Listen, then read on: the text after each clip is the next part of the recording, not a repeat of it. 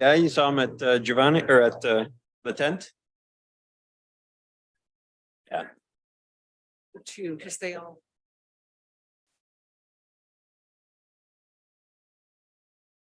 Hopefully whoever's painting faces is working a bit.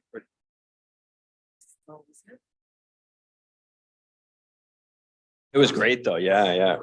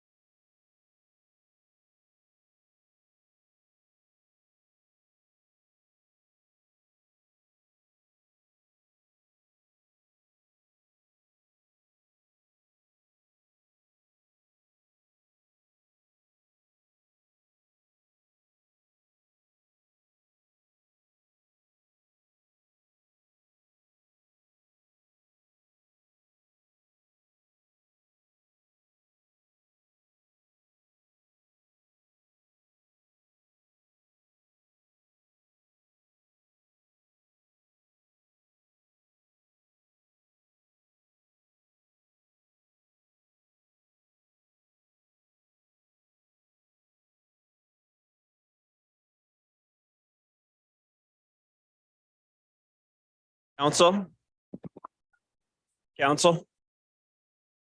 Council? We're live on Shaw. Perhaps you'll have more success. Council, we're live on Shaw.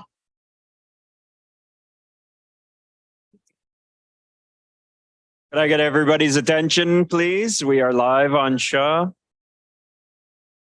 All right, so welcome, bienvenue, and Anine. We'll open the meeting.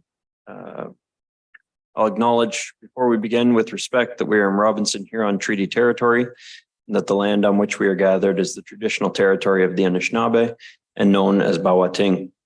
Bawating is home to Garden River First Nation, Batchewana First Nation, and the historic Sault Ste. Marie Métis Council. Madam Clerk.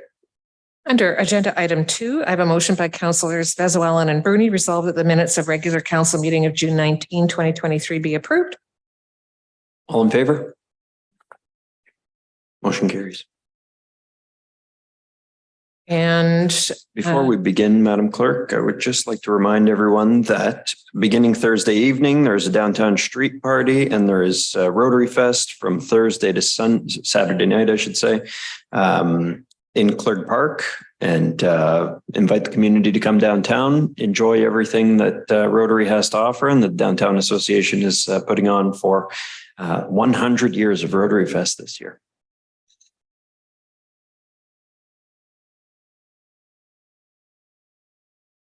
under agenda item 4, declarations of pecuniary interest, Councillor Spina has declared with respect to the municipal bylaw enforcement items are 7.8 and 12.1.19.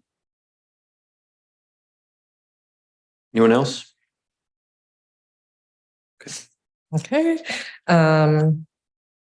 Agenda item 5, a motion by councillors Dufour and Kinnock resolved that the agenda for July 10, 2023 City Council meeting as presented be approved. All in favor? Motion carries. And agenda item 6.1 is the PUC group of companies report to shareholder 2022. Andy McPhee, chair, and Rob Brewer, president and CEO are present, as well as Mark Falk. Welcome to council, Mr. McPhee, Mr. Brewer, Mr. Fott. Thank you, Mayor and Council. I'm proud to be here tonight to help you, to provide you and those community members watching at home an update on the PUC group of companies. As I said, I am Andy McPhee, the Chair of PUC Services, Inc. and PUC Inc. Board of Directors. And I am joined by Robert Brewer and some of the PUC executives behind us. It's a very exciting time for PUC in our community. Our proud history of balancing growth with environmental sustainability and social responsibility is something that continues to serve our organization well as we invest in our collective future. Never before have we seen the investment at this level in our infrastructure, our growth, and our customers' experience. Our focus on our employees and our customers and our shareholder is at the center of our strategic plan. And along with our vision and mission, act as a compass guiding the bold decisions we have needed to make as we see ourselves in the middle of a rapidly changing sector. You'll see from Rob's update tonight that PUC truly is a leader in the electricity and water services industries, not only locally and regionally, but on the national stage as well. I also want to take the opportunity to thank my fellow board members for their dedication and vision. And I want to thank all of the PUC employees who continue to push the boundaries every single day. So I'd like to turn it over to Rob, who will provide you with a much more detailed update. Thank you.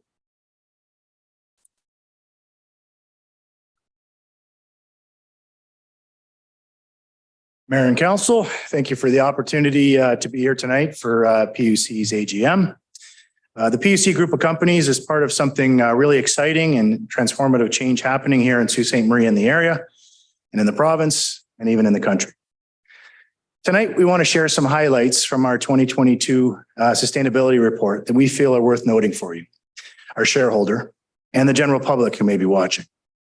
So the highlights we share tonight, you'll find in the sustainability report, which is posted on our website, and it's there for council or for the public to view. Before I get started, I just wanted to thank the PUC Board of Directors for their vision, for their support, and all the PUC employees who work very hard every single day, and they make our community proud. Next slide. A sustainable future requires action now.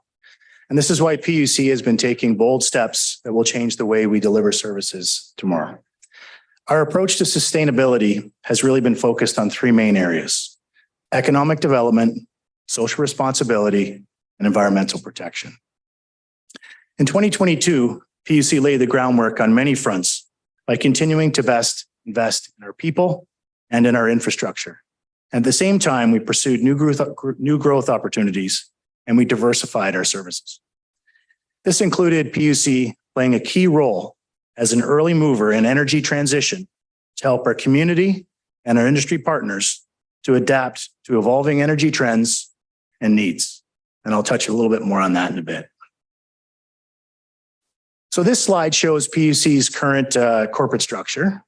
And what is of note, I think, is the growth of PUC through multiple subsidiaries that you can see there on the left. PUC Inc. is our holding company.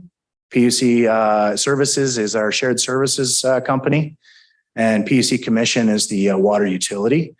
And in the six that you'll see underneath, you'll see PUC Distribution, you'll see Watertight, you'll see NWI. Those are wholly owned subsidiaries of PUC. And then you'll see our partially owned, which are Ecobillity, 17 Trees, and PUC Transmission. So the idea behind our growth is to try to ensure that we have a sustainable PUC moving forward that can provide sustainable returns to the city of Sault Ste. Marie and can maintain reliable water and electricity services for our customers at reasonable costs. That is really the goal that we have with any new venture that we take on. Since 2019, we've added several new businesses. You can see that on the screen. That includes PUC Transmission, includes Watertight, and includes Northern Waterworks. So since 2018, PUC has expanded our footprint significantly to offer both more services and more communities than we ever have before in a 106-year history. It's part of PUC's focus on strategic growth that is built upon a reputation of providing reliable, quality services to customers throughout Ontario. In 2018, PUC operated within 7 communities in Northern Ontario. Today, we operate in 142 communities throughout Ontario, providing water and electricity services, as well as emergency response and annual inspections for all First Nation communities in the province. At the end of the year in 2022, PUC had 1,290 days or 1.6 million hours without a lost time incident. Safety for us, it's a core value. It's in everything we do. This also includes zero risk, high risk employee incidents and zero risk, high lost time incidents for 2022. And in 2022, PUC continued to strengthen our safety program, not only for our employees at PUC, but for the community as well. We launched several new initiatives, including an online reporting program and a renewed crew observation program. And we continued to do community outreach to offer safety training programs for anybody in the community that was working around any of our infrastructure or that wanted to know how to safely work around power. Sioux Smart Grid is the first community-wide smart grid in Canada, and it'll be in operation later this summer. It's got some very, very significant benefits to the community, as you can see on the screen. And it really has been a momentous undertaking. And I want to take a minute just to recognize the innovation, the hard work, and the leadership of the PUC team and our partners. The Sioux Smart Grid will transform the way PUC delivers electricity and bring many benefits to our customers. Customers will experience an average of 2.7% energy savings on their bills. The community will see a reduction in carbon dioxide of about 2,804 tons a year. There will be shorter outages, fewer customers impacted, so significantly benefit to reliability. We have advanced data and reporting that's going to give us greater insights into the grid, both for us and for our customers. And it's all being done without a net increase to our customers' bills. In addition, it will allow us to address emerging industrial electrification trends and expectations and help us to enable a grid that supports green energy businesses. And as an example, it's going to provide greater insight for greater penetration of distributed energy resources, or DERs, which includes electric vehicle chargers. As I just mentioned, the Sioux Smart Grid has been a massive undertaking. And just to give you an idea on the scope, the infrastructure that's been updated throughout PUC, our whole distribution service territory, included our software and hardware upgrades. It included activity at 12 of our substations, including 3 stations that have new transformers, and the remainder have voltage regulators installed. We have 25 new recloser switching devices, which are smart sensors that are placed throughout the city that allow us to have a self-healing aspect to our grid. These devices communicate back to PUC SCADA and give constant updates in real time that allow us to continue to manage the grid and improve reliability. There's also a new advanced distribution management system, or ADMS, which is a software platform for the SCADA room. And we've made substantial progress, as I mentioned, and we're really at the finishing line. 11 of the 12 substations are complete. Final substation that we're working on is sub 2, which for us is the one at the bottom of Church Street. It has a bit more traffic concerns than the other ones generally have. So it's been our final one to finish, but it should be finished in the coming weeks. Another large project that we're heavily involved in is the transmission company that we started, PUC Transmission, or Transco. And so we're proud to be a local partner supporting historic projects like the Algoma Steel transition to EAF, or electric arc furnaces. This project plays a significant role in meeting the clean energy demands of the future, and it leads to significant economic growth activities for the community. Once it's in operation in early 2026, our new 230 kV line will convey electricity from Third Line Station, which is a Hydro One station in the city's north end, to a new PUC transformer station in the west end. The final route was determined with community input. We did a number of community sessions. We modified the route based on some community concerns. And so we're now moving ahead, and we'll start line clearing on that one this fall. For us, this is a very significant investment. It's the largest capital project that PUC has undertaken, and it's something obviously that we're extremely excited about. Another important project for us relates to electrification and supporting the transition to electric vehicles.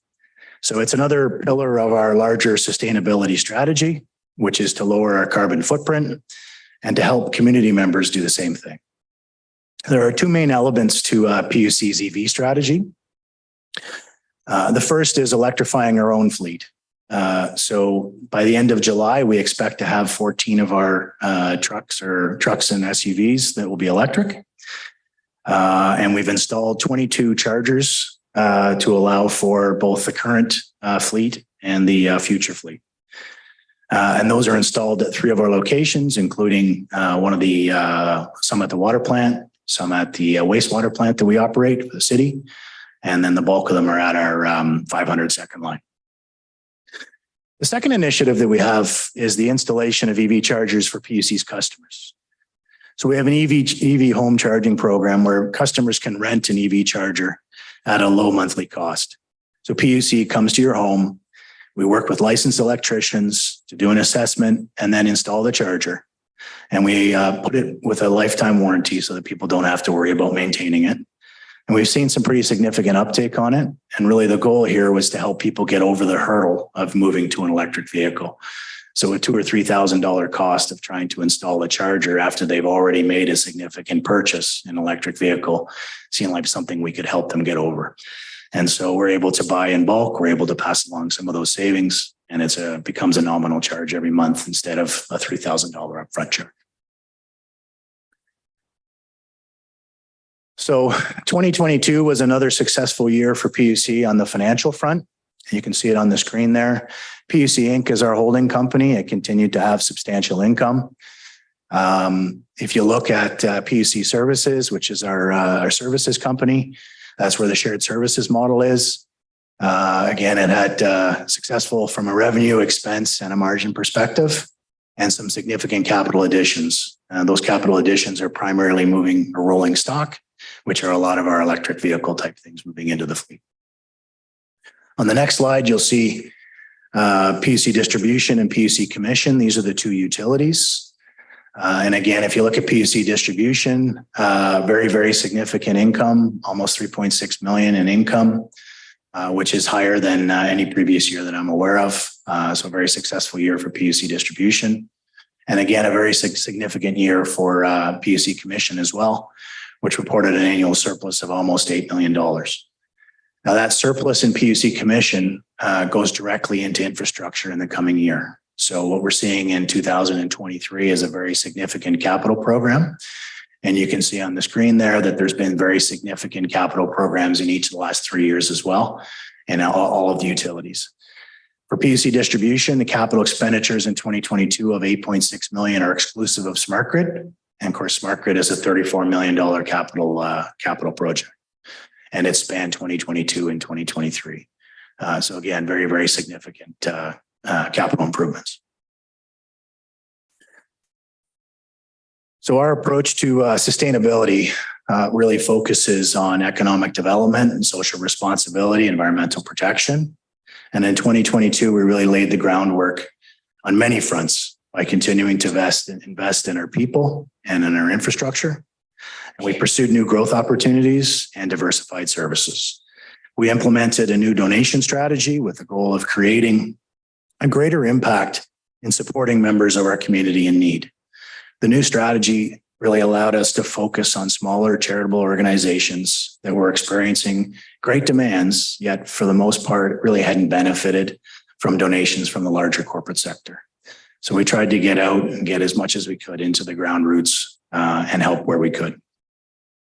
In addition, of course, PUC continues to provide strong returns, as we noted in the financial report, and our enterprise value has continued to grow significantly.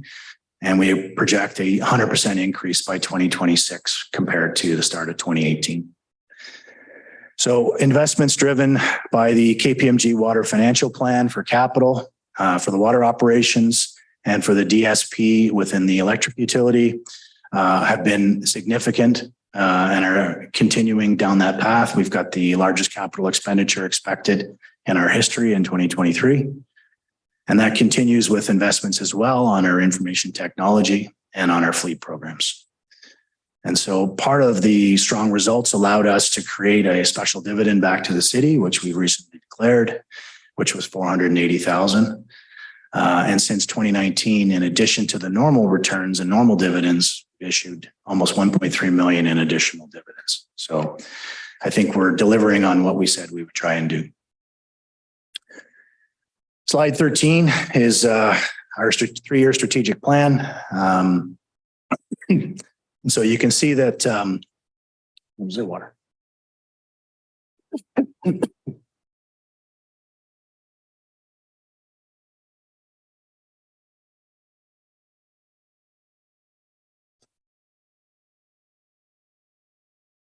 So as I wrap up, I just wanted to touch quickly on our PUC strategic plan. So PUC's board of director, along with staff, took time in 2022 to put together a 3-year plan that provides direction and focus, continuing to connect PUC's mission and vision for the future to our roadmap on how to get there. And so if you look at the image here, it describes really at a high level what the plan looks like. Our long-term goals are in the top left. Those are our compelling targets that we're reaching for. Those represent big picture targets, big picture plans that could take up to 10 years to get to.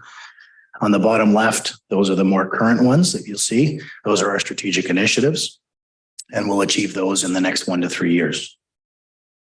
We certainly do have some big goals for PUC, as you can see from the goals in the top left. But being a strong community partner in our future is really at the center of what we want to achieve and the reason why we're striving for those big picture goals. And that strategic plan is available on our website, which is www.ssmpuc.com. So with that, I'll open it up for any questions you might have. Thank you, Mr. Brewer. We'll start with Councillor Hollingsworth and then Councillor Venezuela. Thank you. Through you, Mayor. Robert, it's always a very good informative presentation, and I know that people at home, our constituents, are always appreciative of the details. Just a few questions. The first one is basically around your workforce. PUC, you are one of our larger, basically, companies that is doing very well. Can you comment on the last 5 years? How much growth have you seen in your workforce with all the different projects that you have taken on? So in 2018, PUC had about 170 employees, the PUC group, like the group of companies. We're about 230 now when you look at all of the other things we do, and that's continuing to grow. So with Watertake growing, with NWI growing, with PUC transmission, we're starting to see some significant growth there. What were those numbers? Sorry, repeat those. We had about 170 in the 170s. It oscillates throughout the year because we have some seasonal students. So roughly 170. And then with the addition that we've seen since then, we're about 230 within the group. So that's all the PUC companies. That's fantastic. Out of curiosity, how many would be approximately in Sault Ste. Marie? Because I know you have some other arms outside of Sault Ste. Marie. I could give you an estimate. I think the estimate would probably be, there's been some growth in Sault Ste. Marie, probably up to about 180, say 185. And then the rest of the growth would be outside, which is where we're starting to see. And really where our goal is to grow and to bring the returns back to the city. And so a lot of the people are based inside. Okay, great. And of course, I know your average salary is very attractive. So again, it's just giving back to the community. My other question is, I know that you focus on summer students and you definitely focus on younger people. Can you comment on your apprenticeship program? Do you have an apprenticeship program? We do. So within our lines group, there are apprentice linemen or lines persons. Sorry. Actually, we actually have a mixed group of lines. And within stations, we have stations apprentices as well, station electrician apprentices. On the water side, we have people who train, but those are industrial trades. So they would train, but not unnecessarily under a formal apprenticeship. And then within the licensing side, we bring in operators in training. And then over the course of a number of years, they move to a level 1, level 2, level 3 operator. So that's the equivalent of an apprenticeship within the water treatment side and the water distribution side as well. Okay, great. I asked you these questions because, as you said, there's so many people that watch council, and just it's another way to spread the word that you have this wonderful program. The other question is, you did mention other programs such as your electrical car outlets and so forth. In the past, you had programs for basically like compassionate programs for someone that may have a health issue and may need some time to pay off their electrical bills and so forth. Can you comment on if you have any programs for those that are struggling because of health issues? Yeah, so there's so a number of years back before I started with PUC, the funding for those things migrated from a individual utility basis into what was a local but provincial program. And so we contribute into what's called a LEAP fund, LEAP fund. And that fund then becomes available for people who require assistance. And so they would apply through the LEAP fund. So. Okay, thank you. And two other questions. You mentioned about charity. We definitely always give back to charities. Your charitable focus, is there any set criteria that people at home should be aware of, or can most charities just apply, or do you focus on environmental only, or is there any criteria that someone should know about? Yeah, so we have a donation program and a donation policy that you can access on our website that has sort of the pillars that really hold up our program and what we really are guided by. And there's a lot of fits there for things in the local community. Certainly, one of them is helping with kids' healthy lifestyles. So supporting school lunch programs would be part of that. Healthy activities, those sorts of things. Hallmark events is another big one. And so I would, if people are interested in looking for donations, there's both a policy and a donation available on the site. Okay, good. And it's my understanding tonight that you're going to be looking at a new board. Is that right? Or your board has been appointed. You have a new chair. Is that right?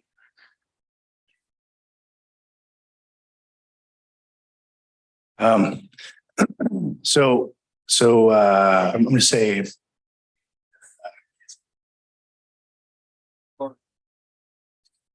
Sorry, we've got just a little bit of feedback there. We'll get that resolved. I think the question is, are you appointing new board members tonight? Right. So there are 2 new board members that are proposed for tonight. One of them is actually a board member that was previously on the board that was extremely effective, who left for some her own reasons, and has asked or expressed interest. And we were obviously very pleased about that. Mm-hmm. And the second, it's a skills-based board. And so when we look at the type of skills that are reaching the maximum terms, then we look to try to find fits for those skill sets a couple years before those people are leaving the board, so they have an opportunity to transition. Mm-hmm. So I think the 2 proposals are for Paul Skeggs and Carla Barone. And so Paul fits that governance and the legal piece that we will have leaving the board in a couple of years. Elaine Pitcher's term. Mm-hmm. So in terms of the new chair that you mentioned, so Jim Bonifero, he has been our longtime chair. He turned over the chair reins to Andy McPhee, who talked a few minutes ago. Mm-hmm. And so that happened within the last year, but not that recently. So I think it was last September. Mm-hmm. And so Andy will serve for a couple years, and then at some point turn it over to another new chair because his term expires in a couple years as well. Okay. Great choices. And in the past, I believe we had a council member, Councillor Christian, I think, sat on on your board in the past. Is that correct? I can't speak to how far back to go. I only know about the recent past. So what we've had Mayor Provenzano served on the board, as did Councillor Christian. Councillor Christian, I believe, has been off the board for 3 years at least now, 3 or 4 years. And Mayor Provenzano, former Mayor Provenzano, retired from the board shortly before the election because he didn't feel free to stay on. Okay. I know that we have people on your water board, or basically with regards to your public commission, utilities commission. Will you be looking at opening up to have another council person on your board? So we don't appoint, the PUC doesn't appoint its own board members. Actually, council through the shareholder does. That's true. Mm-hmm. And so the approach we've taken on the PUC Inc. and Services Board is to take a best governance practice with respect to skill-based board that we try to establish and have good transition periods for people when they are reaching their maximum terms. And so I don't think we look at it so much as a counselor per se, it's a skill. And so the board is looking for, a variety of skills to serve that really round out the board. So I think that's what we've tended to propose, but this council is in fact the shareholders. You get. Okay, thank you. That's all. Thank you, Councillor Hollingsworth. Councillor Vezo-Allen. Thank you. Through to you, Mayor, to Rob. Rob, I just want to really congratulate you and get some more information concerning health and safety and zero incidents and work-related injuries. Can you recall possibly when was your last WSIB claim at the number of your companies concerning workers? Yeah, so if I look back from 2022 backwards, I mean, we've had some not physical injuries this year, but some more mental type ones. Mm-hmm. So if I look from 2022 back, there was 1,290 days without a lost time injury, which is almost 4 years. And so that's quite an achievement with respect to that, especially in the industry that we work in. In terms of WSIB, we do have the occasional preventative visit that we might do if somebody, had a bruise or something that you're checking out.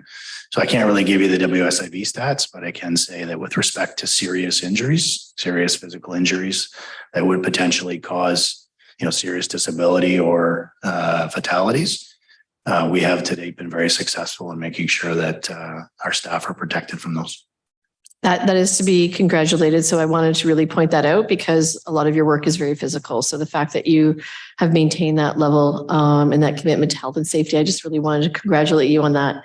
The only other comment I have is if you could kind of make the EV home charger program maybe more known to the public, I think that would be really important because even though we hear about it here, even if it's an insert in the PUC bill, I have the app, so I don't get the bill. But however you can do that, green energy is really important. Councillor Gardy and I have a resolution that's still on the books for EV chargers in our municipal facilities. So I think if you could make that more widely known to the public and how easy possibly it is to do, I think that would be really a good advantage. But I really just wanted to congratulate you on your how your health and safety is really important to you and the results that's captured in your staff. So thank you. Thank you. Is that all, Councillor Vezo-Allen? Thank you, Councillor Dufour. Thanks, Mr. Mayor, and thanks for joining us. I just had a follow-up question. Some of the things you were telling us about the skills-based board matrix. How far in advance of the AGM does PUC normally circulate that skills-based matrix? And is there like a public call out for folks to see that matrix and consider applying? So we've done it both ways. So we've done it through putting out a public ad, and we've done it through a recruitment type philosophy. And I don't know that there's one that is that much more successful than the other. I think they both work. And so we continue to do that.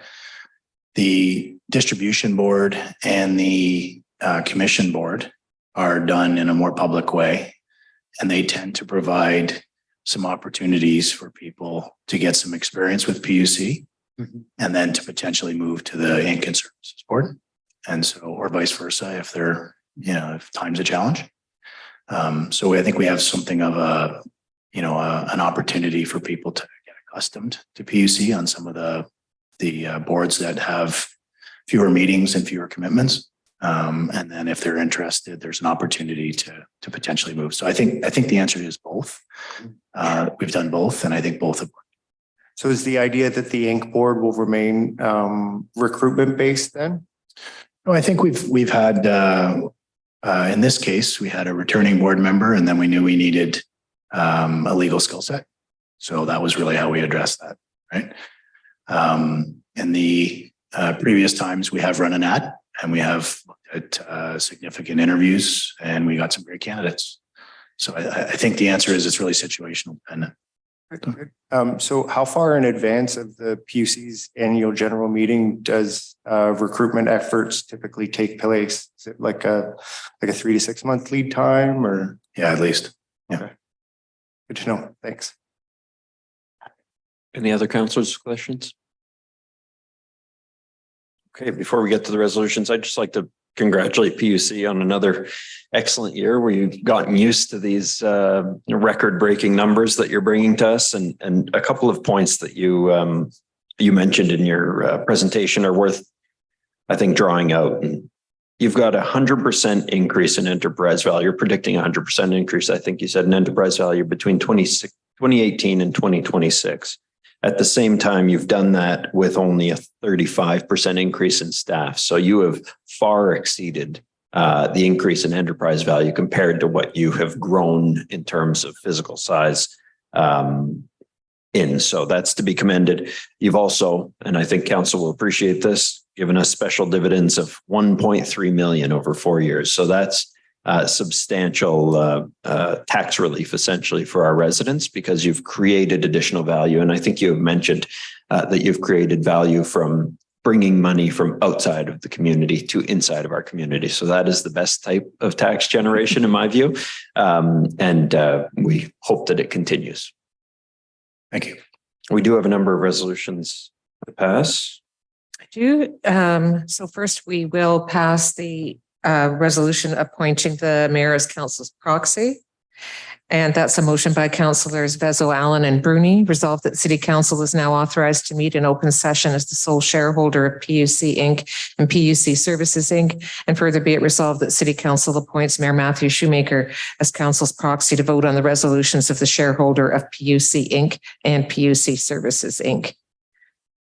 So council, for those of you who this is your first shareholder meeting, I am appointed to vote on the resolutions, but I seek your straw vote input before doing so, and I vote the way you direct me to. So first you have to appoint me as the proxy, and that's what we're voting on today. So, or right now, sorry. So all in favor? That carries.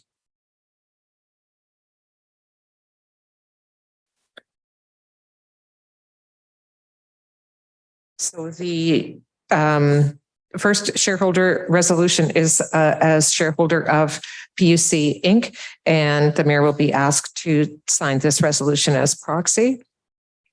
Be it resolved that the financial statements of PUC Inc., the corporation for the fiscal year ended on December 31st, 2022, together with the report of the auditors thereon, as placed before the undersigned, are hereby approved. Appointment of auditors. Be it resolved that the firm of KPMG LLP Chartered Accountants is hereby appointed auditor of the corporation until the close of the next annual meeting of the shareholder, or until their successors are duly appointed at a remuneration to be fixed by the directors being hereby authorized to fix such remuneration. Appointment of board members. Be it resolved that the following individuals are recommended for appointment for a 3-year term.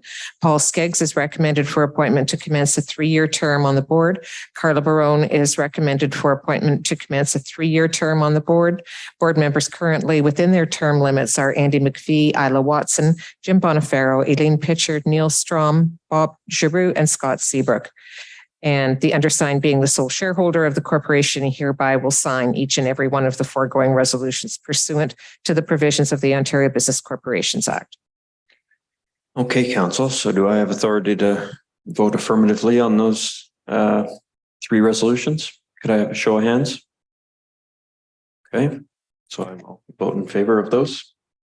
And the next one is as shareholder of PUC Services, Inc. So the financial statements, be it resolved that the financial statements of PUC Services, Inc. Corporation for the fiscal year ended on December 31, 2022, together with the report of the auditors thereon as placed before the undersigned are hereby approved.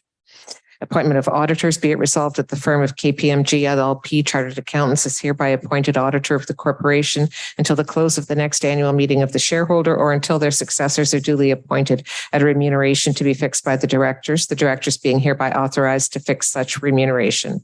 Appointment of board members, be it resolved that the following individuals are recommended for appointment for a 3-year term.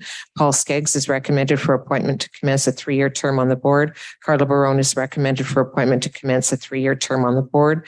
Board members currently within their term limits are Andy McPhee, Isla Watson, Jim Bonifaro, Elaine Pitcher, Neil Strom, Bob Giroux, and Scott Seabrook. The undersigned being the sole shareholder of the corporation hereby signs each and every one of the foregoing resolutions pursuant to the provisions of the Ontario Business Corporations Act. Hey, council, and do I have the authority to vote affirmatively on that one? Okay, I vote affirmatively on that one. On those ones, I should say.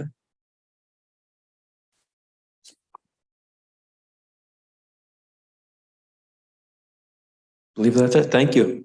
Rob. Thank you to PUC team.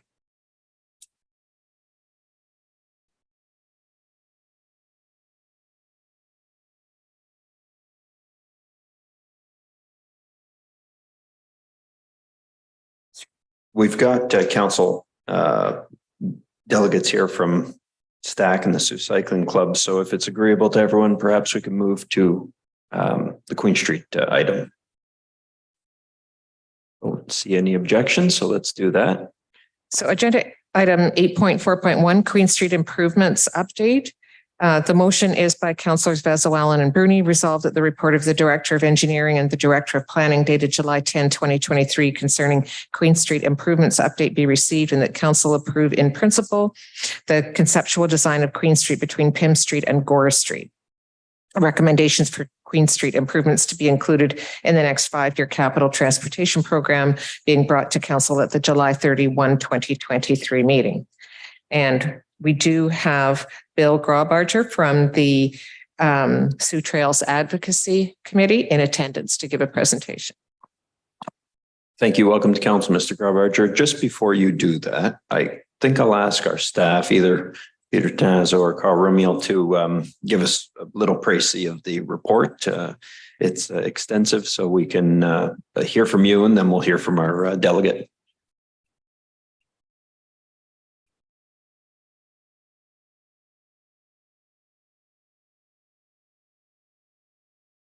Thank you, Mayor Shoemaker.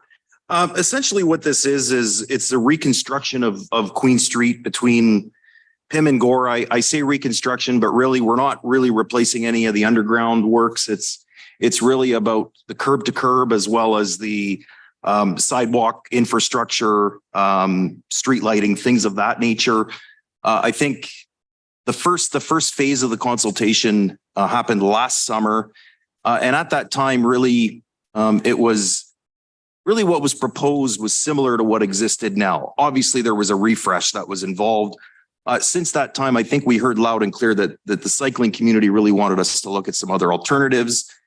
With that in mind, we also had to be cognizant of other stakeholders in the community, namely the Downtown Association, the Accessibility Committee, and the various people that we consulted as part of this. And what we really came up with was an altered design with reduced travel lanes from 3.5 meters to 3.3 meters and a 1.5 meter cycling lane on the north side of the road. The parking is generally consistent with what is there now. However, there is a loss of some parking spaces. And I think that's a general summary of it. Thank you, Mr. Tanazo.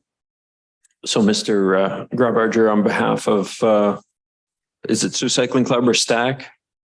It's Algoma Public Health and Stack. Okay, Both. thank you. The floor is yours. All right. So thank you for the opportunity to address Mayor and Council regarding the preferred conceptual design and plans for Queen Street improvements. My name is Bill Graubarger and I'm a public health nurse. My portfolio includes advocating for healthy built environments and promoting mitigating and adaptation strategies to address climate change issues. I'm here representing the District of Algoma's Health Unit and in partnership and as an active member of the Sioux Trails Advocacy Committee. Some of the members of the Sioux Advocacy Committee are here tonight in attendance and have assisted me in coordinating my address to Council. The Sioux Trails Advocacy Committee has also drafted a letter in advance of today's Council meeting, and it is included in the agenda package. As a group with the common goal of promoting all forms of active transportation through the development of local trail systems, we applaud the city for its vision and foresight to make considerable changes to the design and planning strategy for the downtown Queen Street corridor. But we ask Council to consider a more progressive approach that better reflects the city's own active transportation master plan. We ask you to pilot or try out a one-lane Queen Street option. This option would allow for one lane of motorized traffic at a reduced speed, a segregated bike lane that allows for two-way bike and rolling traffic, and increases to the area allotted for the sidewalk, boulevard, and outdoor patios. This proposed design would emphasize and encourage all forms of active transportation and increase accessibility and promote equity for all citizens, regardless of socioeconomic status and physical ability. By considering a design that would make our own downtown area more accessible for pedestrians, cyclists, and other forms of rolling, we would at the same time be placing less emphasis on street designs that are considered car-centric. As our city planners and engineers are aware, transportation in a car-centric society is far from sustainable or equitable. This is why cities across North America are now redesigning their city streets to promote all forms of active transportation and improved and enhanced public transportation systems that result in increased accessibility for all and reduce greenhouse gas emissions. To pilot the one-lane Queen Street design option could be a chance for our city to be a leader and a model for other cities across Ontario, Canada, and North America in preferred urban street design that supports equity, accessibility, and healthy communities. Some cities in Europe and other parts of the world have been redesigning their cities using these planning concepts for decades now and have already been recognizing the benefits that we spoke of earlier.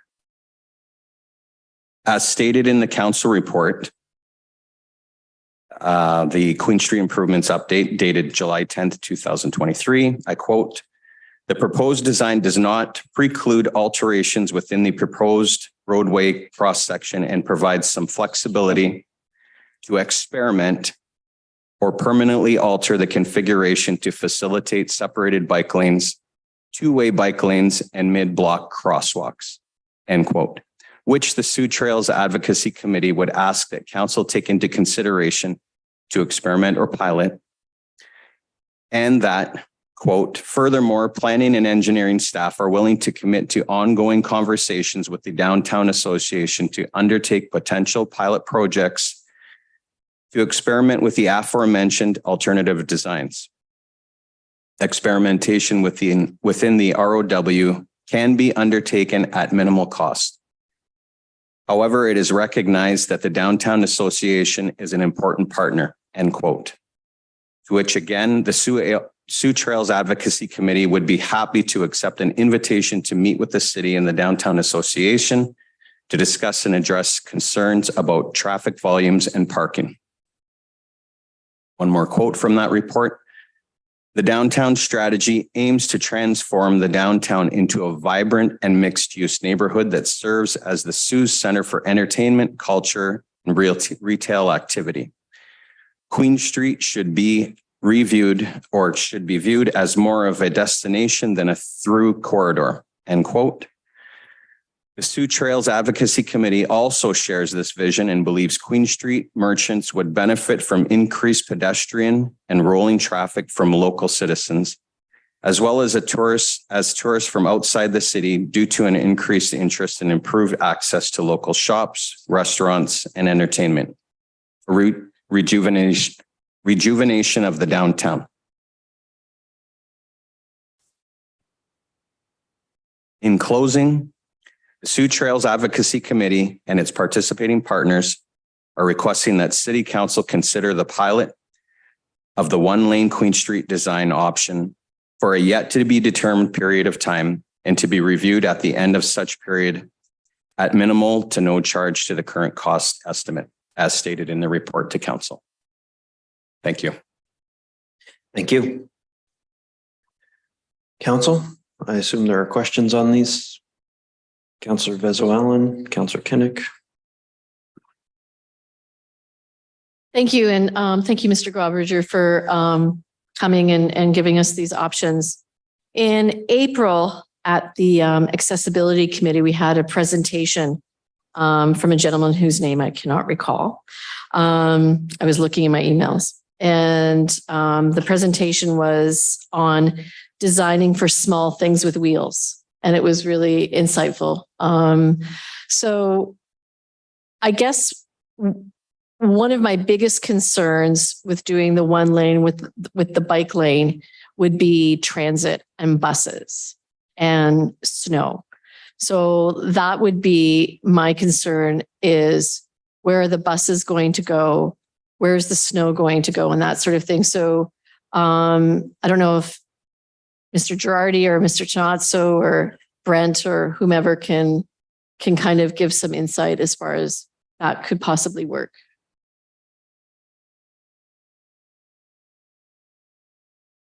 Asked a lot of questions, I'm sorry. That's Director Rumio. Through you, Mr. Mayor, to Councillor Vezo-Allen. You're right. Well, one lane of traffic may, at most of the time, be able to handle the capacity that the current volumes that Queen Street presents.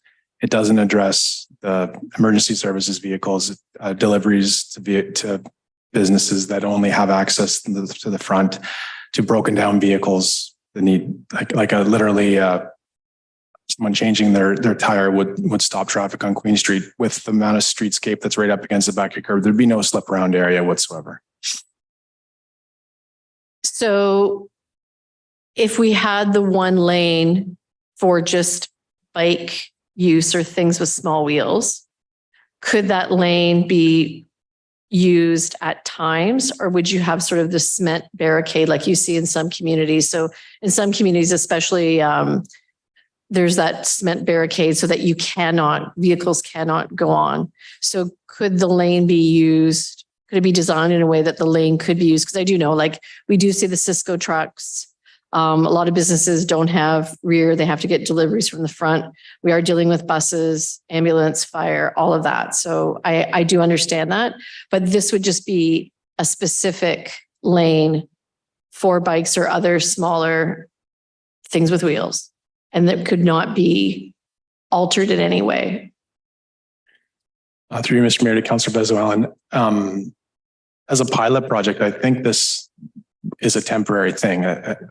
So that would be, you're right, could be concrete barricades blocking off the lane, designated that for two-way bike traffic or pedestrian traffic, but it would be able to be moved in the event that we had to get vehicles, or there'd be space in the barricades to get around to be able to use that lane if possible. I'm not sure that answers your question, but. Yeah. And then regarding, we would still have the bus bays. So the buses would go into the bay, take people come on, and then leave so that you wouldn't be holding up other vehicles behind. Would that be correct as well? Currently, transit doesn't use the bus bays. It's just off the road parking. I'm not sure what if their operations would change. I suspect they would still stop for clients on the road. That was their preference for quite some time. And with this pilot, would it be cleared in the winter so that if people have fat bikes, then they could use them? Mr. Mayor, to Councillor Vezalon, I would suspect it wouldn't carry on into the winter. If it was a pilot, that might be an area, a point in time where it was opened up for snow storage, but I don't have a full understanding of what the pilot project would be yet, because we haven't really discussed it in any deep detail. Okay. If I may, I think Yes. the ask was just to have a conversation and discuss the possibility of the one lane option on Queen Street. And there's many different design options that are used around the world, across Europe and many cities across America right now that are using a variation of that design. So I think there's lots of options, but it's just, I think we're asking for that opportunity to sit down and just discuss with the planning and engineering department and with the Queen Street Association and the merchants. Yeah. Because I do know, and I appreciate that these are like the things that are definitely going to come up. So I would rather be proactive and kind of see if there's some sort of opinion or plan or option and that sort of thing, because we do have a lot of folks that do use transit as well. We do have people that have vehicles, bikes, that sort of thing. And I do agree, biking down downtown Queen Street is not always very pleasant because you don't have a lot of room. And I understand that.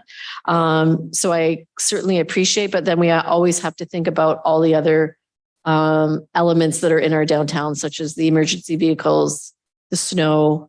So I'm just wanted to kind of get that dialogue, but I really, I'm in supportive of having more active transportation, but we also have to be mindful of how it is affecting not just people using transit, but our business community as well, because parking is one thing that Councillor Dufour and I can attest to, comes up quite often with our downtown merchants, and they really don't want to lose that in front of their business parking as well. So thank you very much for coming and for your presentation. I appreciate it. Thank you.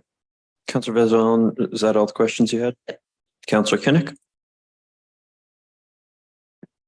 Through you, Mr. Mayor, to Mr. Rummel. Where did the engineering department come up with a 30 kilometers an hour to slow the traffic down to? Because in our school zones, we are only going 40 kilometers an hour. Through Mr. Mayor, to Councillor Canuck, the 30 kilometer an hour was, we looked with our consultant, we just discussed where would we drop it to 40. It's a natural progression down from 50 and 30. And there is plenty of precedent across Ontario where there's downtown streets that are 30 kilometers an hour. So it's really decided that would be advisable. It was recommended by the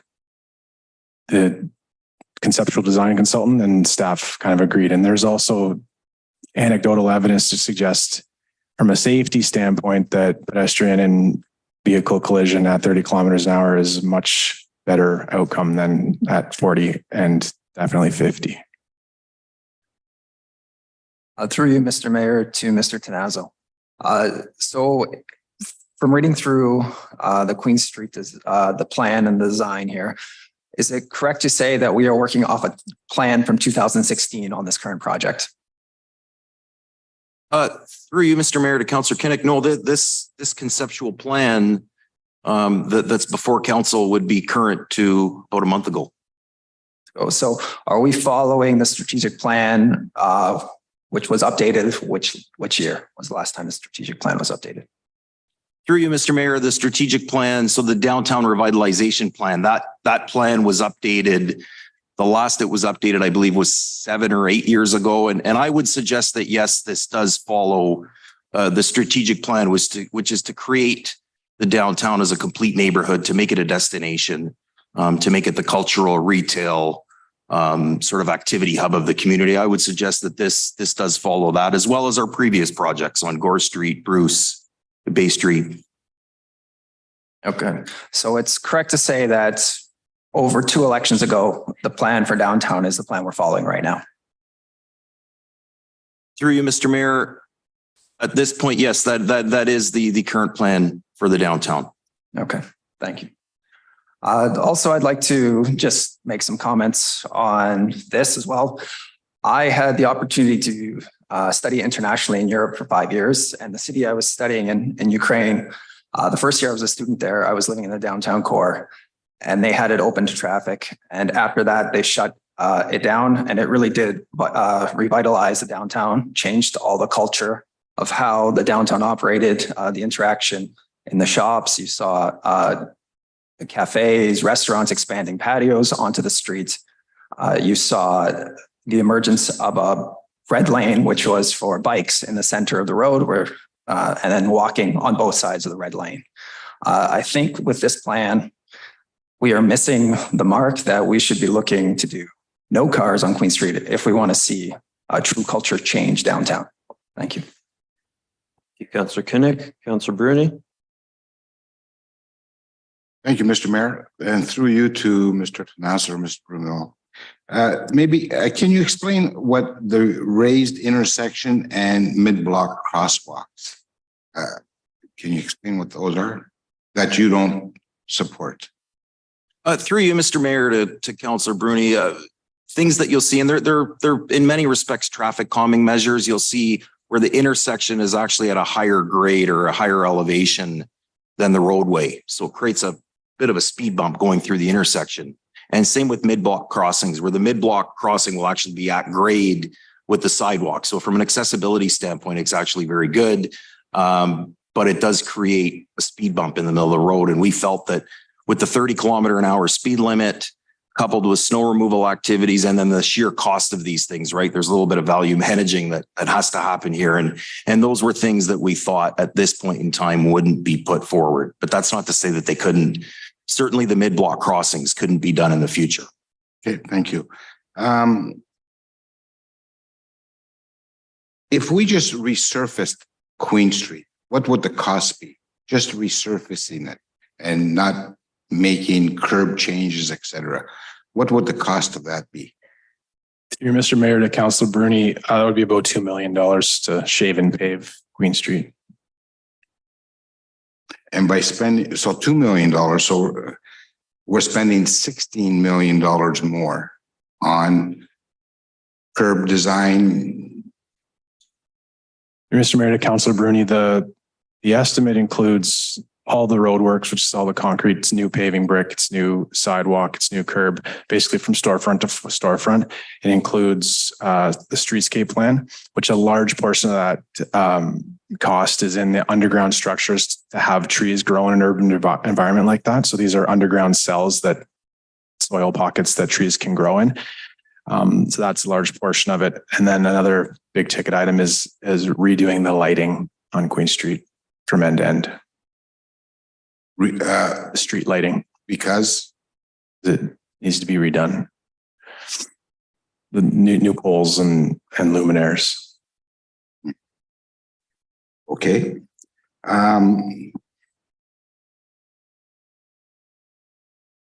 So I guess if we maybe to Mr.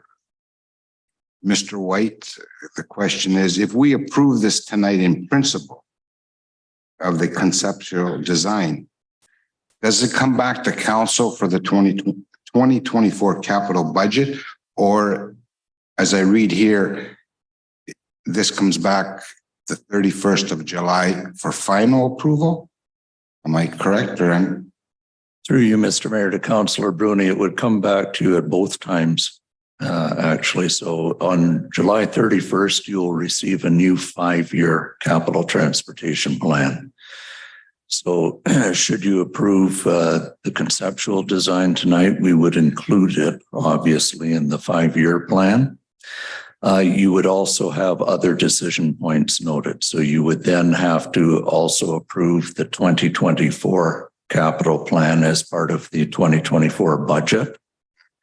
And then, of course, you would have the decision point, it would be broken up into phases. So not all of it would happen in 1 year. It would happen in 3 phases, I believe.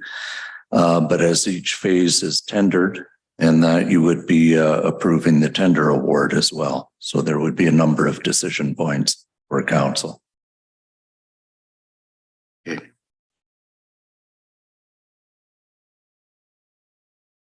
I'll just throw my comment out there, and if I'm allowed, Mr. Mayor. Please, yeah. Yeah, I have a hard time. And I understand it's for 3 years, 6 million a year. I think we can use some of this money in other locations, especially on road resurfacing, road construction. I would support just the resurfacing and some minor alterations. But I can't support the $18 million split up in 3 years. I do not support Queen Street as one lane, as explained from Councillor Bezo Allen and staff. A lot of the businesses do have drop-offs at the front of the store on Queen Street and not at the rear. And with buses, I think with the reduced speed, the 30 kilometers an hour, I think it would cause some type of chaos. So I don't think I will support this tonight unless if staff comes back with another plan. I think $18 million split up in 3 years is high. Resurfacing it, I do support that because it does need resurfacing. Thank you. Thank you, Councillor Bruni. Councillor Dufour. Thanks, Mr. Mayor. My first question, I think, is for Mr. Tanazzo. In your report, Peter, you talk about how SEMA is doing a downtown parking study to give us a better handle and some more data on the availability of parking downtown. Can you give us an indication of when we can expect to see that study and if it will be able to be kind of part of our deliberations on this plan? Through you, Mr. Mayor, to Councillor Dufour. So that is based again primarily on, or it is based, it doesn't really include the private parking spaces that are throughout the downtown core. I would anticipate something being public this fall. I would also anticipate that at this point, based on the numbers that we've seen and what other municipalities are doing, I'm fairly confident to say that a recommendation that might come out of that would be that new development going forward, there will be no minimum parking, private parking requirements for new development going forward in the downtown. Okay, that's helpful. I will say from talking to, a number of merchants, definitely the on-street parking is a concern for folks. I think we're at an interesting point in our downtown where I think that should we get a few more high-density residential buildings, I think a lot of merchants will start to see the foot traffic and all of the things that are really envisioned by plans like this. It's just, coming out of COVID, I don't know that folks have necessarily seen all of that yet. And so I think parking is still something that people really value and see as critical to the continuation of their business. And so I do think it's something that deserves a lot of consideration in our plan here. Does staff have an idea of which phase would be the first one to be done? Through Mr. Mayor to Councillor Dufour, it was suggested that the middle phase that would line up with the plaza would be the first phase. So I think that was Bruce to Brock, okay. But that would be another decision point.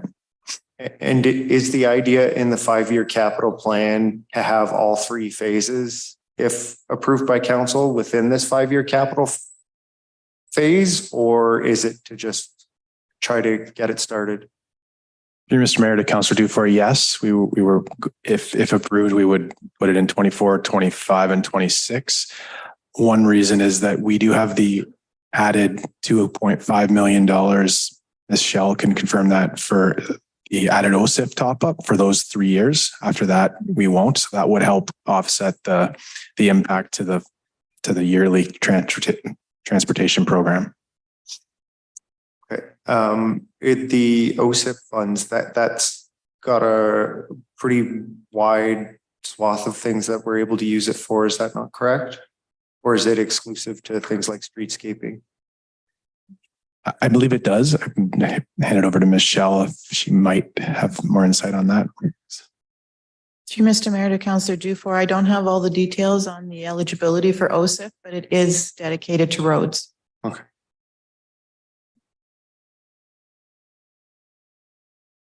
That's all my questions for now. Thanks. Thank you, Councillor Dufour. Councillor Caputo. Thank you, Mr. Mayor. Through you, Mr. Mayor, I guess I'm going to address this to Mr. Tanasso. What is the ultimate vision that we're trying to achieve for Queen Street with this remodel?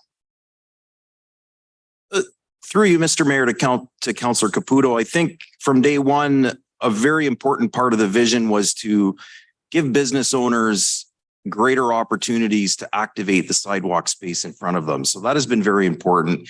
The accessibility and the mobility piece is also very important.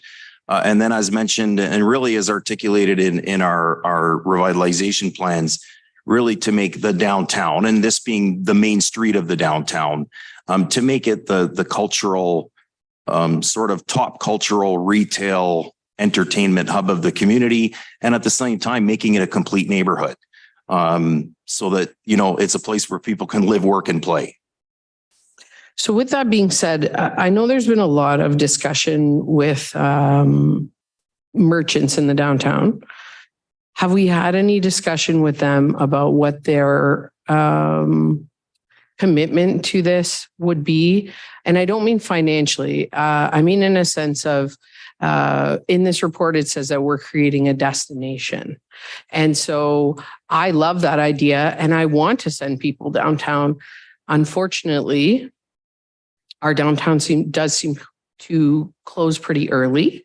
And so if we're going to have this destination and spend this money, have we discussed at all yet with the merchants about perhaps like a time commitment or in them investing their time into our downtown?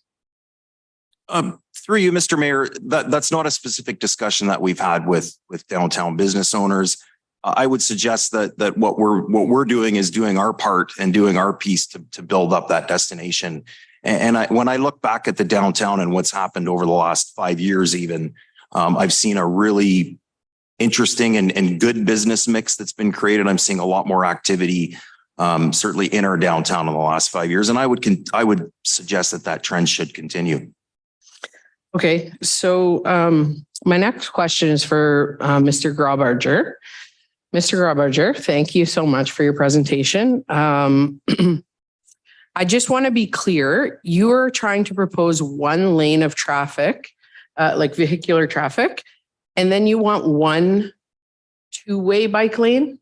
Correct. And in order to do that, would we be talking about like shortening sidewalks, or would we have nice wide sidewalks? Like, what is your ultimate vision for this project?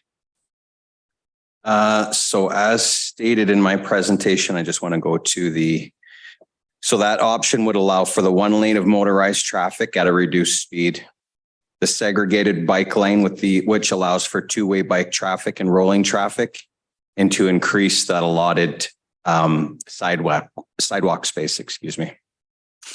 So that would be for the engineering and planning Yes. department to take care of those details, but okay. Do you know of any cities with similar climates to ours that would have successfully piloted this? Or perhaps if we're going to have this discussion, I don't know if you guys have looked into that at all, but are there cities that have similar climates to ours that would be successful in clearing snow and having a plan like this? Through you, Mr. Mayor, to Councillor Caputo, I'm not aware of a one-way, one-lane arterial road configuration that accommodates, this plus or minus 7,000 vehicles a day that I'm aware of. That's not to say that they don't exist. I would suggest, I think what's stated here and what the report states is that we're open to a dialogue to look at piloting these things before there's a permanent change. I think something like that can happen. But I think as we've all noted, there's a lot of significant details, design details that need to be worked out before you go to a configuration of even on a temporary summer solution, for example. There's a lot of significant details that need to get worked out because there are some issues that go along with that. So there's quite a bit of work that would have to happen in order to just pilot this. We do have an example of a city in Ontario. Belleville, Ontario has put into place something similar to that. Okay, great. Thank you. In regards to Councillor Bruni's comments about supporting the resurfacing of the road, through you, Mr. Mayor, to Mr. Rumiel, I guess, does the road need to be resurfaced? Mr. Mayor, to Councillor Caputo, it was originally done in 1979. There are sections that have been a maintenance issue for Public Works from year to year. So yeah, it's ready as an arterial road. It's ready for new surface. Okay. In the design that you guys have put forward, what would be the minimum width that we could go for vehicular lanes on Queen? Is there, I think you had noted it at 3.3. My computer doesn't bring it up very well, but I thought it was 3.3 meters. Yeah, through you, Mr. Mayor, to Councillor Caputo, we are proposing 2 3.3 meter westbound vehicle lanes. What's the minimum that we could go to a lane, like a lane width for vehicle traffic? Through you, Mr. Mayor, to Councillor Caputo, I guess there are differing opinions on the minimum width. Certainly that is the lower end of the range of safe traveled lanes on an arterial road would be 3.3 meters wide. There are narrower lanes even in this city on arterial roads. Anyone who drives up Pym Street Hill can attest to that. It's not comfortable. But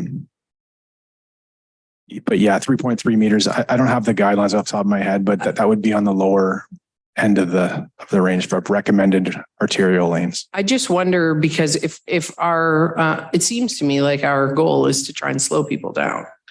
And as you're saying, it's not very comfortable to be driving in a lane that is maybe not as wide.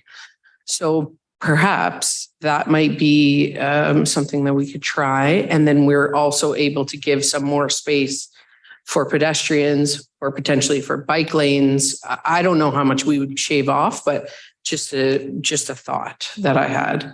So at least one more. I have a lot of questions about this, but through you, Mr. Mayor, to Carl again. Can you explain more about the AODA compliant boulevards? The boulevards looked very wide, and I looked into AODA. AODA is for disability. Right. Mr. Mayor, to Councillor Caputo, the boulevard width, you're talking about the area between the sidewalk and the curb? Yes, but also like the bump outs. The bump outs looked really wide. They seemed to take up a lot of room. Okay, so as far as AODA compliance, it would be achieved with the 1.8 meter wide sidewalk. We already have a wider pedestrian facility, and the sidewalk is where the intended pedestrians would occupy. The bump outs were more for added space that could be activated, as Mr. Tenaz was, like for patios. Okay.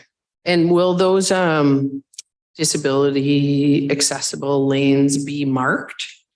Or is that just people will kind of know? Are we talking about parking? No, I thought in the design it said that the boulevards were AODA compliant. So I was assuming that was for wheelchair accessibility or maybe a slower moving person, walker, scooter, something like that. That's what maybe I'm wrong, but maybe you can clarify. I think as far as accessibility goes, where we had the wider 1.8 meter wide sidewalks, we're providing wide enough parking stalls for barrier-free parking.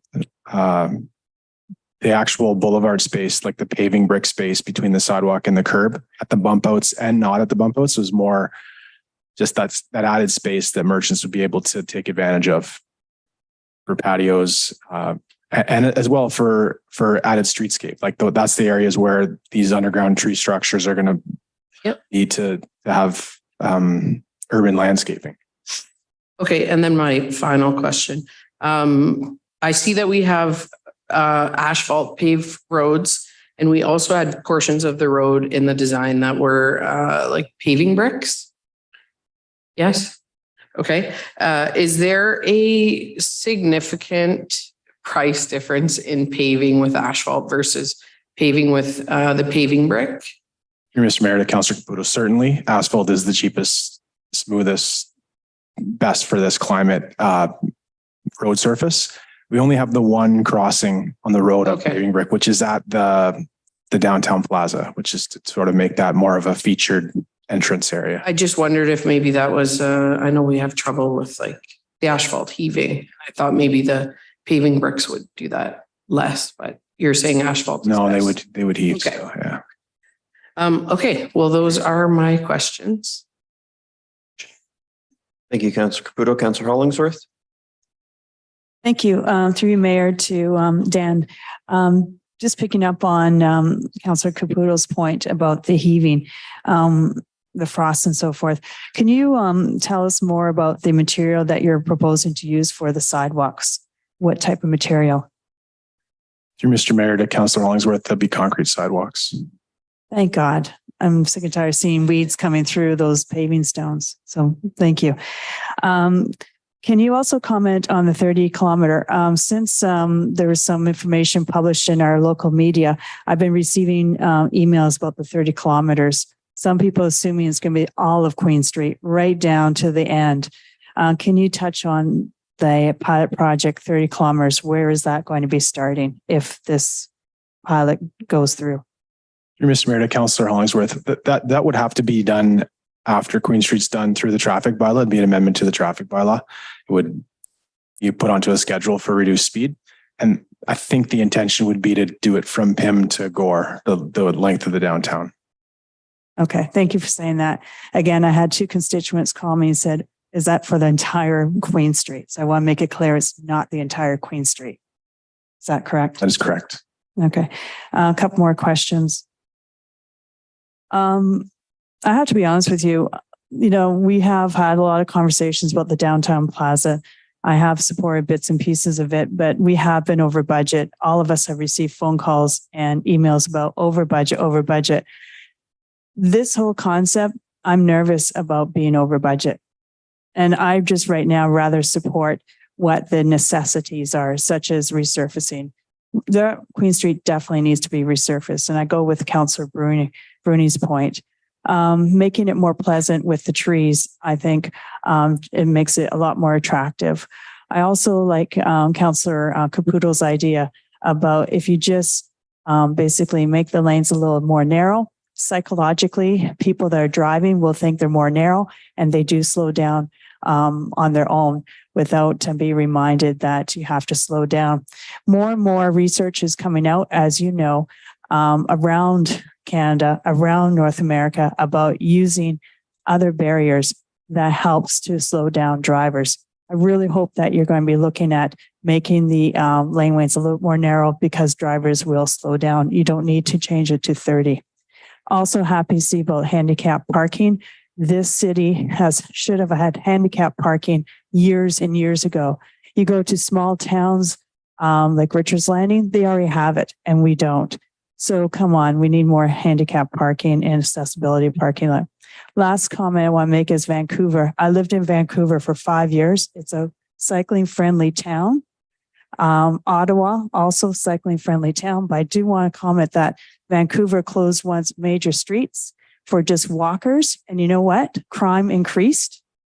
And now what happened? They reopened it to traffic to reduce the crime. So I don't support closing this at all, just to people walking, unless it's a special event. And at this time, I'd like you to come back and just say, this is the cost for resurfacing. This is the cost for trees. And leave it at that for right now, because it makes me nervous that we'll be going over budget. Thank you. Thanks, Councillor Hollingsworth. Councillor Scott. Thank you, Mr. Mayor. Through you, Mr. Mayor, to Mr. Rumiel, could you tell me just remind me and the public the 2023 resurfacing budget that we approved recently?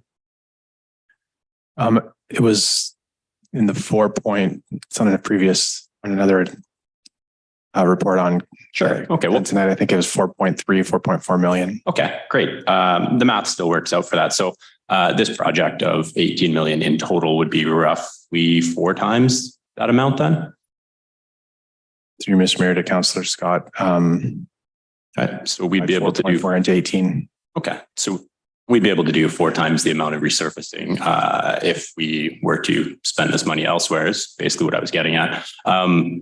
So that was my only question that hasn't been asked, but just a few quick comments. If we're considering 30 kilometers for safety, I would like to think similar to what Councillor Kinnick was saying, the school zones should probably be 30 kilometers as well, considering children are more vulnerable to being to injuries, provided if they got hit.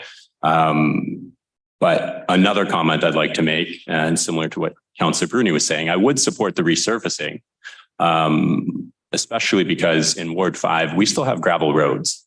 So we still have, I don't know how many kilometers of gravel roads. I'd like to see stuff like that done before we work on what I would call a vanity project downtown. But if we did want to resurface, I would support that. As for how this project is laid out, I can't support it with that high of a cost. Thank you. Thank you. Councillor Scott, Councillor Spina.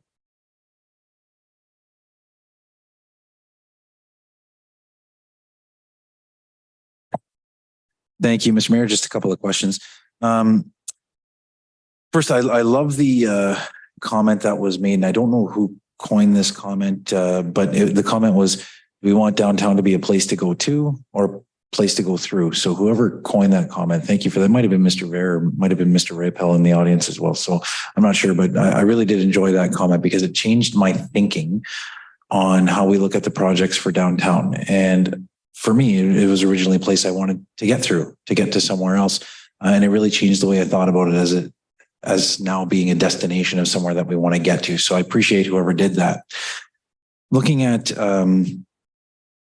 the cycling lanes in particular that have come up tonight that we're chatting about, is there any reason in particular that they have to run the length of Queen Street? If we were looking at redoing this project or redoing Queen Street or the configuration and actually creating this as a destination, can we not create links to the destinations in the downtown area, the new plaza, the Bonder tent, the GFL, all these places, restaurants, and not use Queen Street as a direct, straight one line? Part of the reason I asked that, I'm going to tell you, if we did reduce the speed to 30 kilometers an hour on Queen Street, a cyclist like myself and many of my colleagues or friends in the gallery here today would travel at 40 to 47 kilometers an hour on our bicycles down Queen Street in a straight line.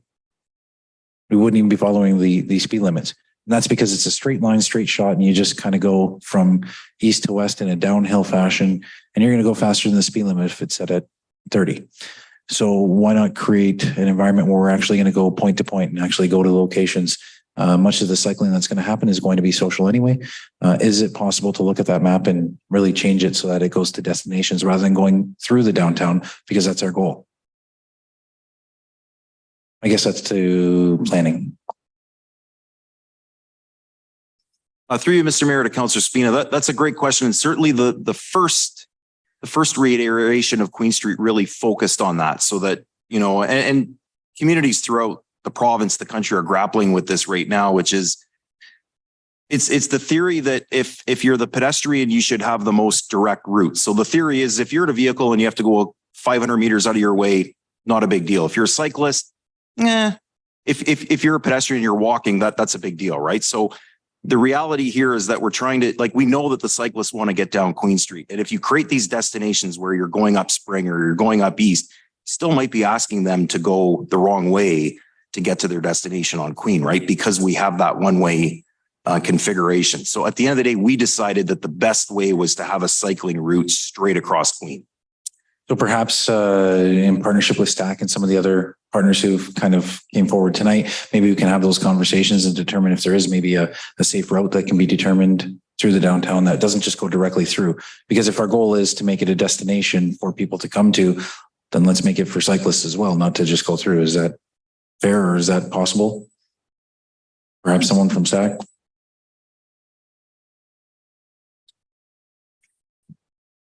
I think speaking on behalf of STAC, I can say that we're definitely open to meeting and discussing. And I think Mr. Tenazzo as well. In the report, you talked about the 30 kilometers an hour. How much time did that actually add on to someone's drive downtown? Through you, Mr. Mayor, to Councillor Spina, we looked at it. It's about a 1.8 kilometer stretch. From 50 to 30, it adds on about a minute and a half, and it's about an extra 45 seconds if we were to go from 50 to 40. So not terribly inconvenient. No. Okay, thank you. Those are all my questions. Thank you. Any other councillors' questions? Councillor Gardy. Thanks, Mr. Mayor. One quick question through you to Mr. Girardi, and admittedly, I asked him this via email earlier in the day. Councillor Girardi, I was going to say that's a promotion, but not really. Mr. Girardi, through you, Mr. Mayor, in terms of the pavers, do you have any concerns with the amount of paving stone that would be in the downtown as far as a maintenance perspective? Through Mr. Mayor to Councillor Gardy. Certainly with the type of interlocking brick that was used on Gore Street, we would be fine with it because the way it's designed and built, it has a clip at the bottom. So you don't get a lot of growth, a lot of root growth coming through. The old standard type of brick that you used to see like on Second Line and places like that, certainly it's a problem because it's very difficult to keep the weeds and growth coming through it. So I'm pretty sure in the design, they were looking at using something similar to Gore Street. So we would have no problem with it. Okay. Thank you. Through you, Mr. Mayor, to Mr. Tenazzo. Here earlier in your comments, or it may have been Mr. Rumiel. Did you say the last time anything kind of major was done downtown was 79, at least road resurfacing? Whoever could answer that one. Through you, Mr. Mayor, to Councillor Gardy, I believe Mr. Ramil indicated that Queen Street was last resurfaced in 1979. Okay. Through you, Mr. Mayor, to anybody with the memory of the community as to the last time, Mr. He's pointing to his left. Through you, Mr. Mayor, to Mr. White. I've been around for 47 years. I don't remember Queen Street looking much different than it is now.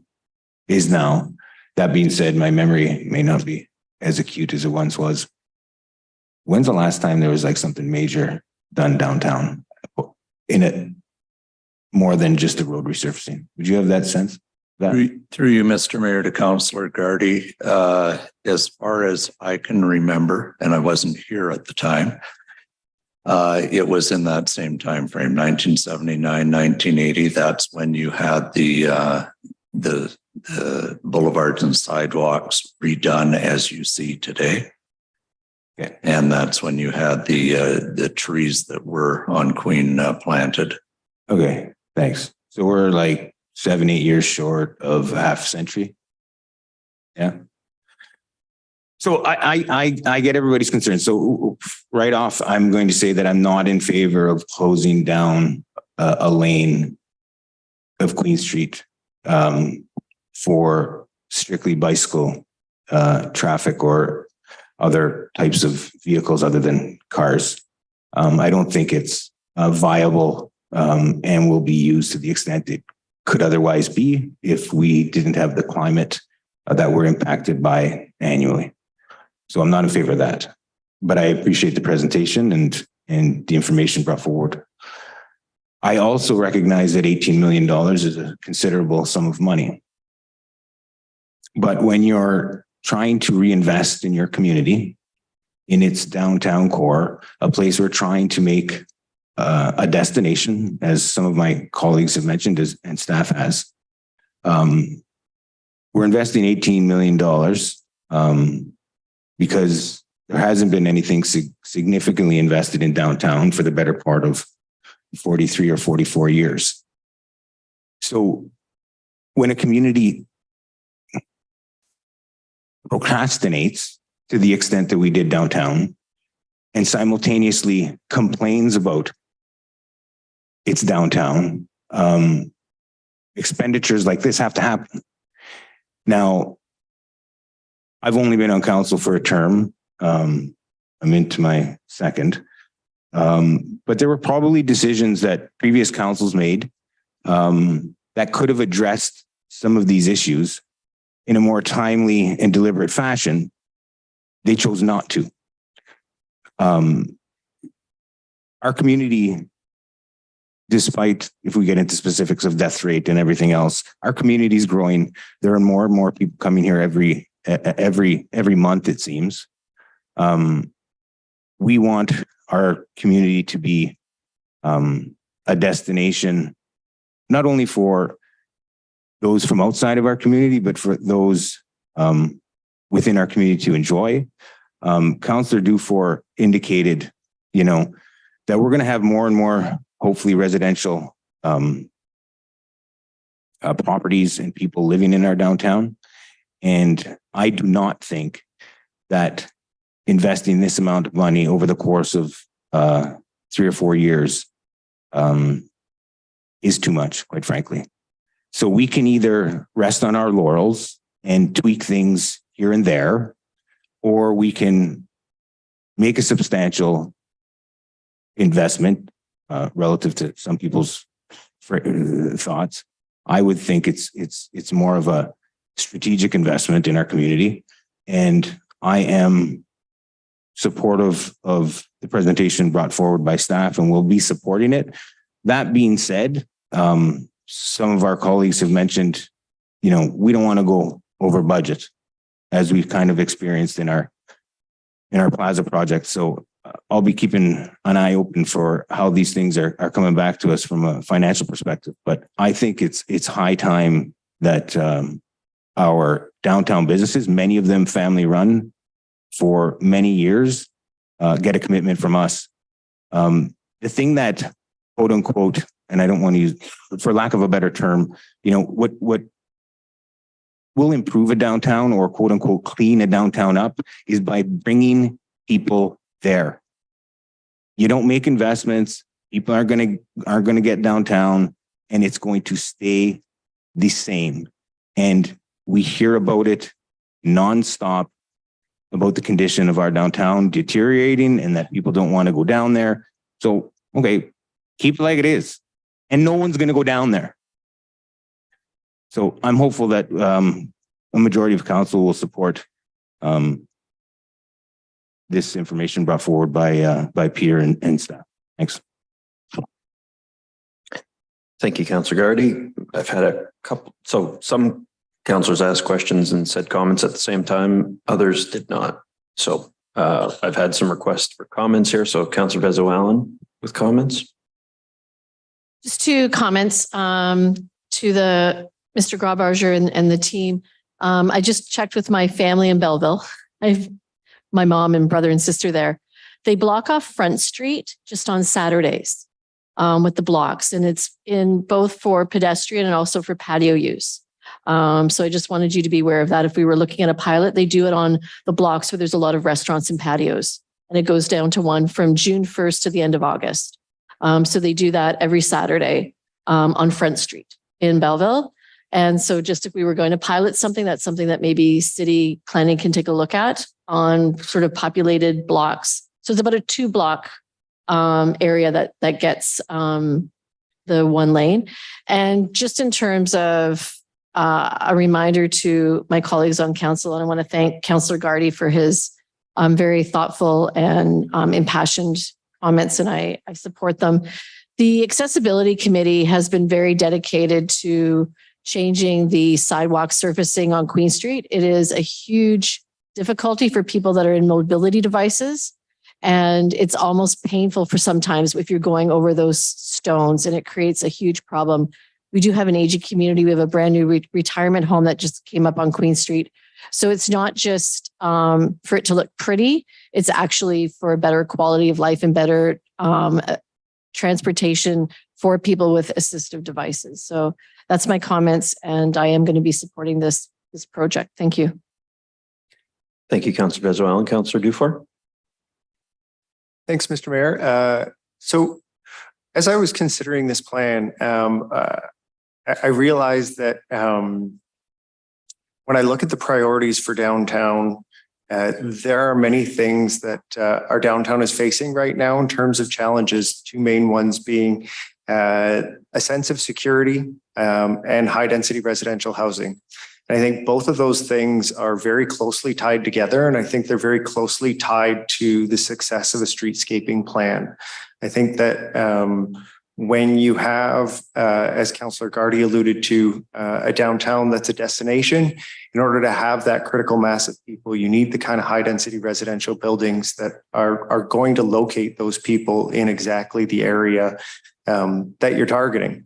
When I look to other areas of my own ward, I look to Gore Street and I see a bit of a cautionary tale there where the city did a wonderful job streetscaping, but that neighborhood, it needed other and more investments in order to be completely successful. It also needed good landlords. It needed a wider variety of businesses and a number of other things for that project to succeed. And so for this Queen Streetscaping project, I think staff has brought us a really, really good plan. I think that they've really well balanced out all of the different areas of consideration, from merchants to active transportation. And I think this is a successful plan. I am happy to support it in principle tonight. I think it's important that we show our support for Queen Street in this way. But I think where I would show some flexibility is with the timing of the rollout. Like I said, I think that for this plan to be successful, we need other marquee high density residential buildings to be built downtown to bring the people who are going to be using this great new Queen Street. And so if I like that we have a phased in approach, because we have a number of different decision points where we can take the pulse of the community and take the pulse of the number of people downtown to decide how far and how deep in which years to advance the plan. So I'm happy to support it tonight, and hopefully we'll start to see some of those housing starts that are going to make this a success in the next couple of years, and we can continue to build this out. Thank you. Thank you, Councillor Dufour. Councillor Hollingsworth. Thank you. So once again, I'm happy to see that active transportation is on everyone's agenda. And I'm so happy to see that the group is here again to suggest a pilot project. That is wonderful. That's what council's all about, is us working together. I'm happy that we have pushed forward a lot on cycle lanes on Pine Street. I'm thrilled that we're working further on the hub trail to extend it. I'm thrilled that we have the hub trail that goes down along the waterfront past the public library, and that when we redid Bay Street, we have a wider sidewalk for cycling. That's all wonderful. And as an active cyclist myself, I use Queen Street a lot to go to the Mill Market on Saturdays. And I really look forward to having it repaved, because it is dangerous to cycle on Queen Street right now with all the bumps, especially when you have a road bike with skinny tires, right, Councillor Spina? So thank you very much for coming tonight. And thank you for taking the time to put together the thoughts for that pilot. And I encourage many more groups in the future to do what you just did tonight and come with your ideas. It is well thought out. So very well done. And just in closing, with regards to active transportation, I'm thrilled also to hear that we're all very conscious about accessibility. So well done to our staff, well done to those constituents, and well done to our cycling group. Andre, it's always nice to see you, and also Donna. So that's all I want to say. So keep up pushing your ideas with us, because we don't have all the ideas. Let's work together. Thank you. Councillor Caputo. Thank you, Mr. Mayor. I just really want to say that I support the things that Councillor Gardy was saying almost as a whole. I think that we are building a culture and a future vision. And I think resurfacing the same old thing that we've had, the thing that everybody is complaining about, and the thing that we continue to say needs improvement. I guess this is a funny analogy coming from me, but why are we putting lipstick on a pig here? I think we need to go forward and really dig into this. But I want us to get this right. So for as much as it might seem like we've discussed this for, a long time tonight, it still is such a short snapshot for me to approve this design. I think we need to give more weight to what these folks in the gallery have said. I would like to know what it would take to get a pilot moving to appease, their concerns and see if there's any merit to going down to one lane and putting the two-way bike lanes in. I'm the member that sits on the Downtown Association board. Pardon me. And I do have a motion coming forward this week to survey the downtown merchants on their willingness to be open for extended hours. And I don't know exactly what that'll look like, but Councillor Gardy said that it's time that these merchants get a commitment from us. And I would love to give them that. But I also think that if we've continually said that the downtown merchants are our partners, I'd like to know what our partners are also offering us in return. So I would like to motion to defer, to take this as information and to defer our decision until we have that information from the Downtown Association and the merchants on their willingness to be able to see what they're willing to invest time-wise into Queen Street. Before I ask for a seconder for that. Yeah. We've got a number of questions. That'll take priority. Yes. Questions on the regular motion. So I will seek a seconder on that in a minute. Yep. I'm just going to ask a few questions of staff. Mr. Rumio or Mr. Tenazzo, in terms of the hypothetical price tag here of 18 million, I think you'd mentioned there's costs in there of resurfacing, which are roughly 2 million.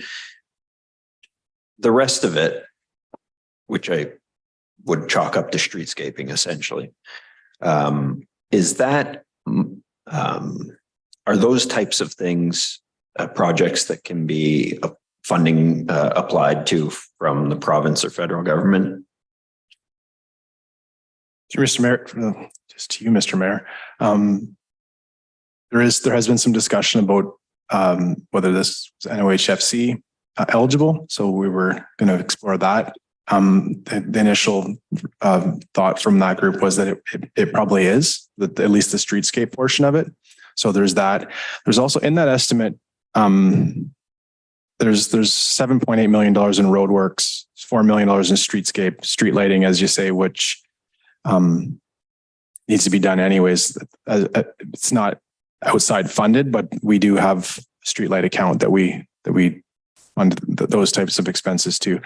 Then there's also $500,000 in the sanitary sewer, which would be funded to the sewer surcharge. It's not totally true that it's no underground. There is some repairs to some of the underground infrastructure too. Okay, and if I'm reading a little bit between the lines on that answer, if we didn't do Queen Street at all, there wouldn't be 18 million available for other projects, road specific. Certainly, it frees up a lot more to do other roads, absolutely. But it's not all just roads, you're right. There'd be 500 grand or 4 million or whatever for street lighting. There'd be the street lighting, $2.8 million in street lighting is something that just doesn't go right into roads for sure. Right. Okay. And what about traffic signals? One of my favorite topics. I know that Stack has asked that they all be converted to four-way stops. Is there the possibility that traffic signals would be removed as part of this resurfacing redesign project?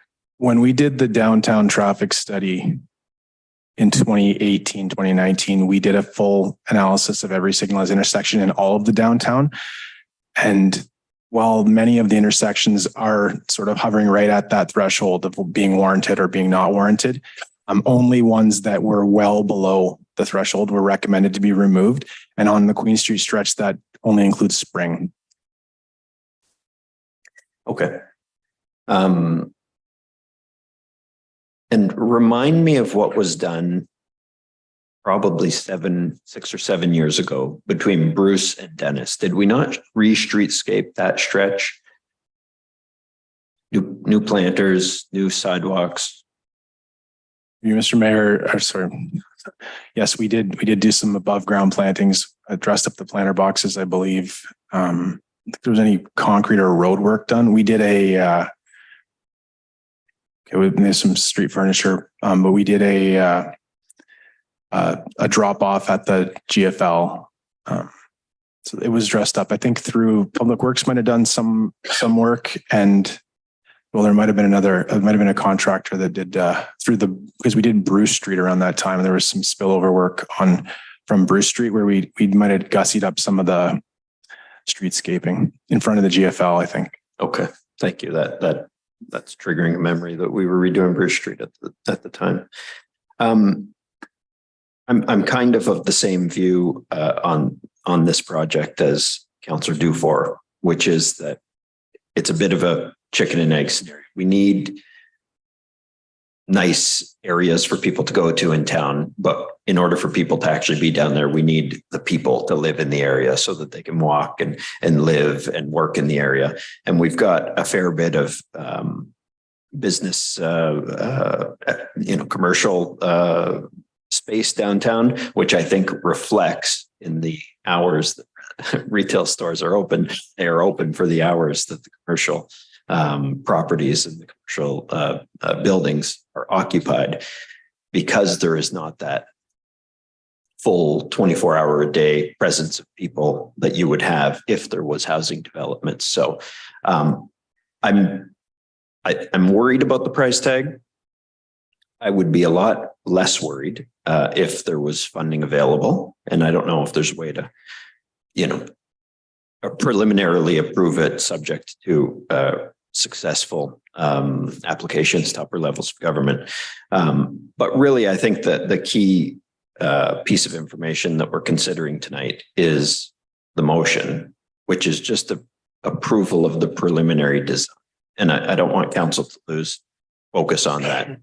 The design that staff have come up with, engineering and planning, through numerous open houses and consultation with STAC, with the downtown businesses, is a compromise. And it's one that we've heard from STAC is progress. Probably doesn't go as far as they'd like it to. But we also haven't heard the blowback that you might have otherwise got from the downtown merchants. And that's a tough needle to thread. And I think staff have done it well in this case. And so I'm not opposed to preliminarily approving the design this evening. I think there is always a kind of general direction for our staff to work with folks on whether or not a pilot project would work. I mean, we had proposed at one point, I think Councillor Hollingsworth and I, a proposal to close Queen Street on summer weekends, and that received no support from the DTA at the time. And so any pilot project, I think, will have some pushback if it involves closing any lanes of traffic.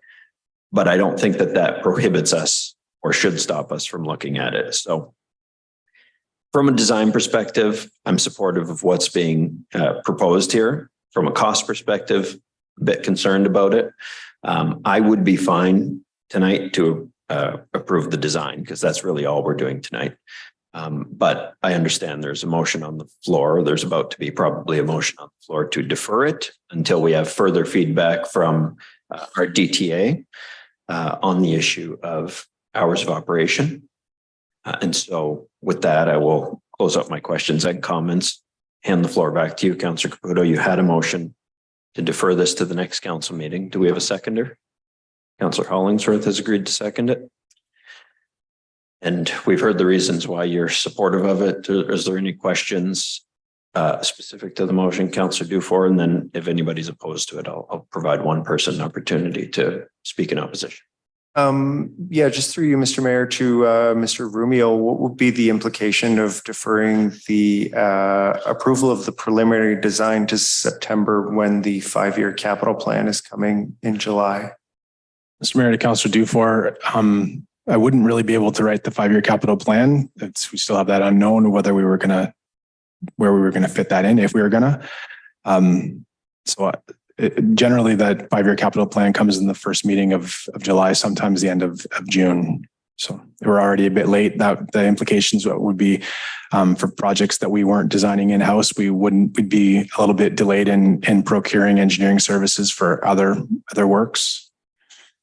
Will we still be able, I guess this is a question for either you or Mr. White, will we still be able to receive a 5-year capital plan that has Queen Street like provisionally slotted in where staff was thinking about slotting it in so that some of that capital work and the engineering could still be approved and go out without having a final answer on this? Or does that really gum up the works for you?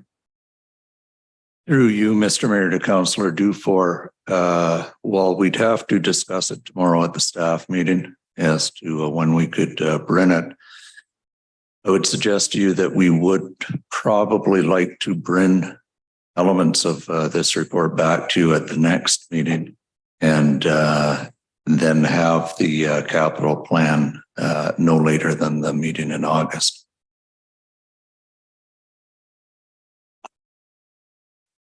That's what you want us to do, I would suggest the same. So just so I understand correctly, then we would be voting to defer it just until our next July meeting, and then we would simply defer the capital plan then till August 18th. August 18th. Or August 28th. August 28th. Okay, and that won't be endangering any of the tendering of engineering work that needs to happen for next year's capital? Delaying it by a month. It's not going to kill the projects. Okay. I guess then the question is just to the mover and seconder if they think that that is long enough deferral time to get the information that they want.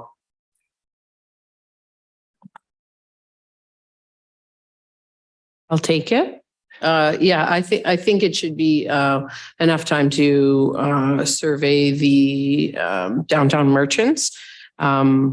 We'll just light a fire under Mr. Luck's bum to get going on this. And I think that we can get it done in a few weeks, I hope.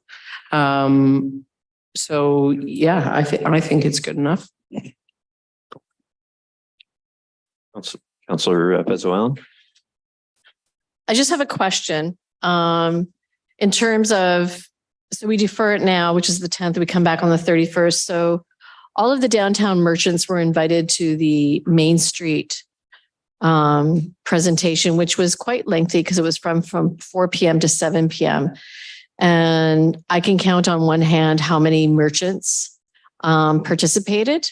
We've also had, just this past week, we had Shape the Sioux there at the corner of Gore and Albert and also up at Sioux Mill for another barbecue, which was widely publicized. So I think my question is, if they haven't responded to date or attended, what can be put into place that your director can solicit meaningful responses to this plan if they haven't been engaged otherwise? In my opinion, if they are unwilling to engage, then I think we really need to assess, should we be spending $20 million downtown? Yes or no? Like, they do have a couple of weeks to do it. This is a huge project that could really give a boost downtown. So I'm sure this is going to hit the media. I'm sure it's going to be all over.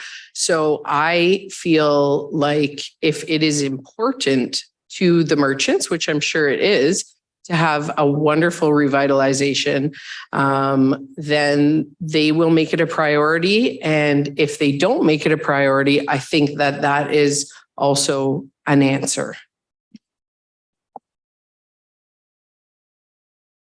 Councillor Gardy.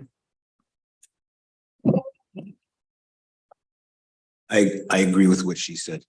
Okay, thank you. Like if you know, representatives of their of the community are going to be asking them for their input directly by way of downtown association, they darn well better answer, right? This is a substantial investment on our part, and I agree with Councillor Caputo. They should take the few minutes to provide us the input that we need. Thanks. Yeah, I agree. So the motion on the floor is to defer the decision to July 31st. We have a vote on that. All in favor? Any opposed? Motion carries.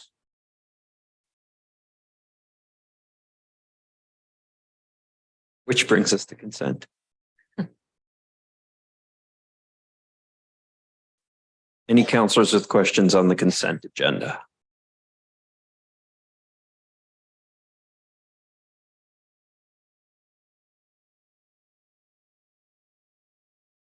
Councillor Scott.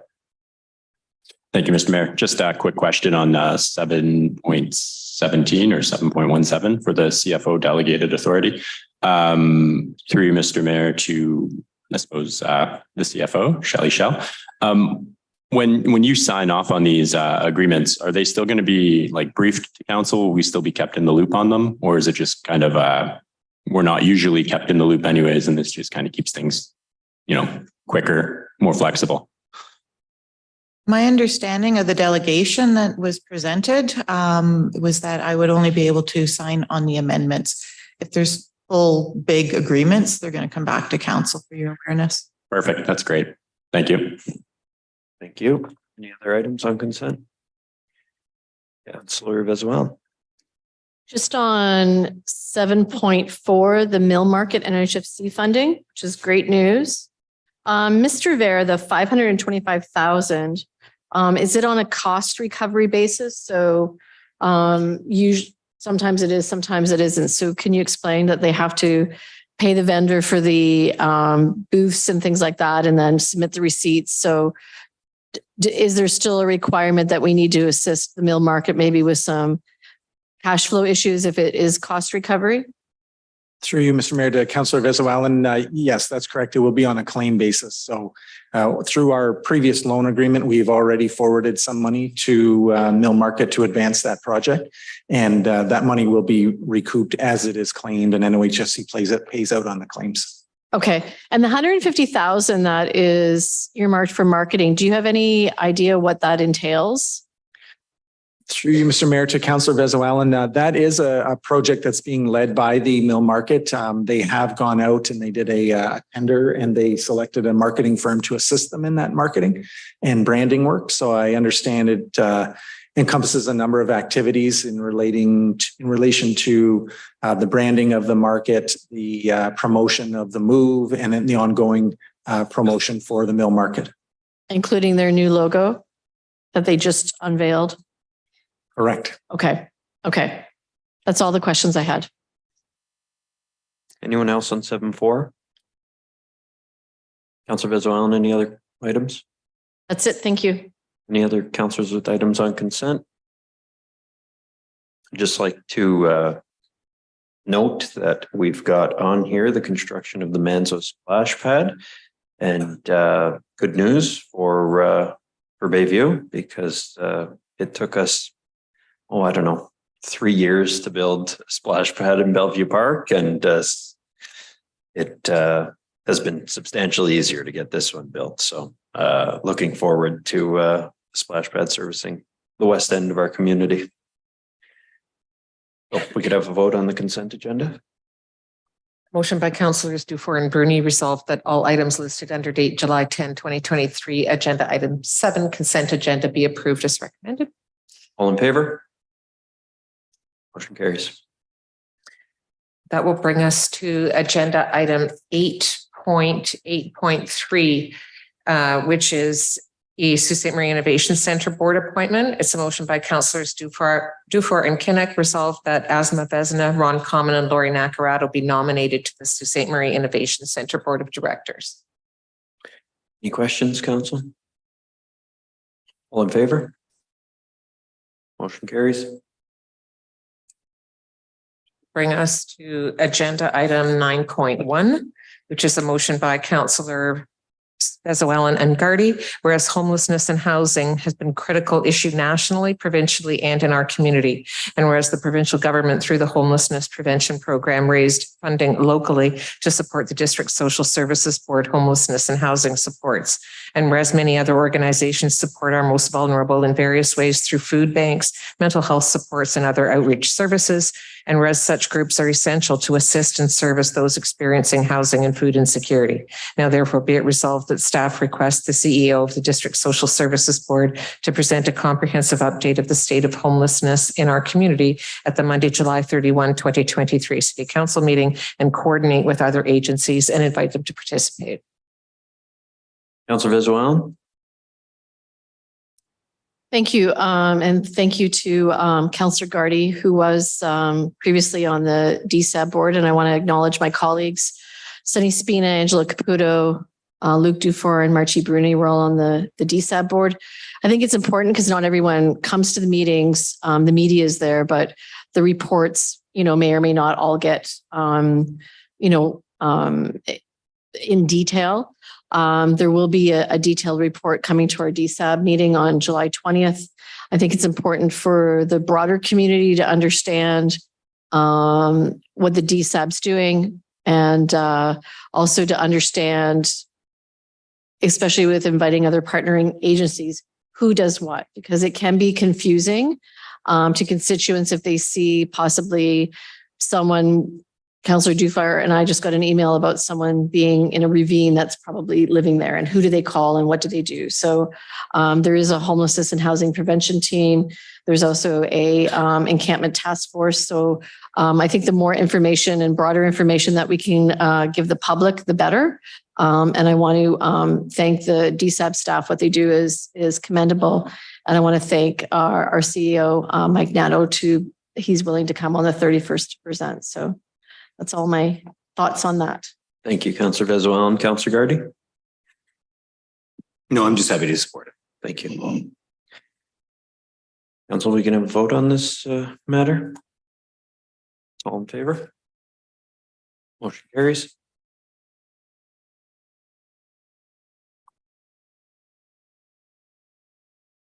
And agenda item 9.2, it's a motion by Councillors Pinnock and Bruni, whereas the current short-term rental bylaw was passed on September 20, 2022.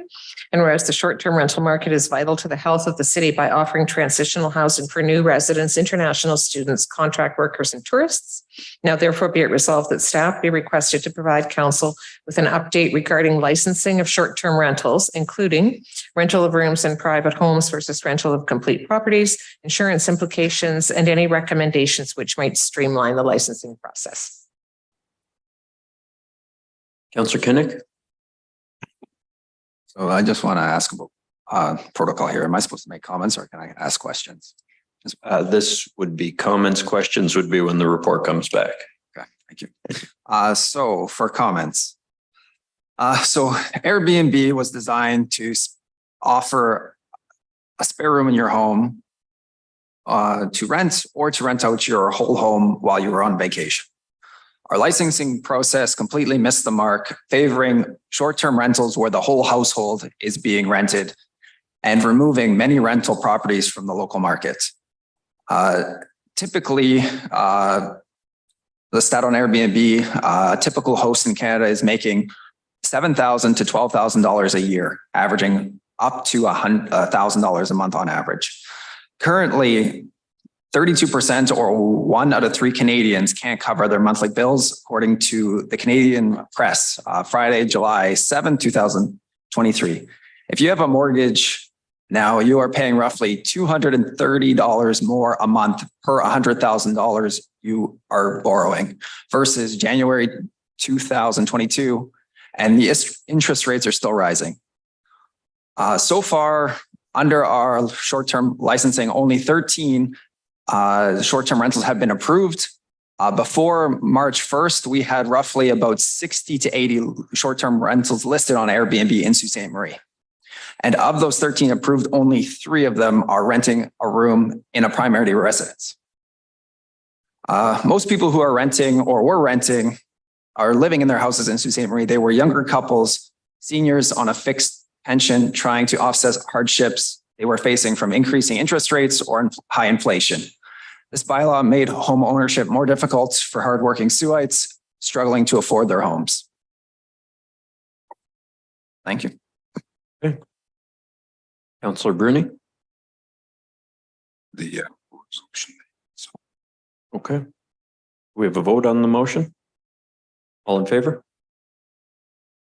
Any opposed? Motion carries.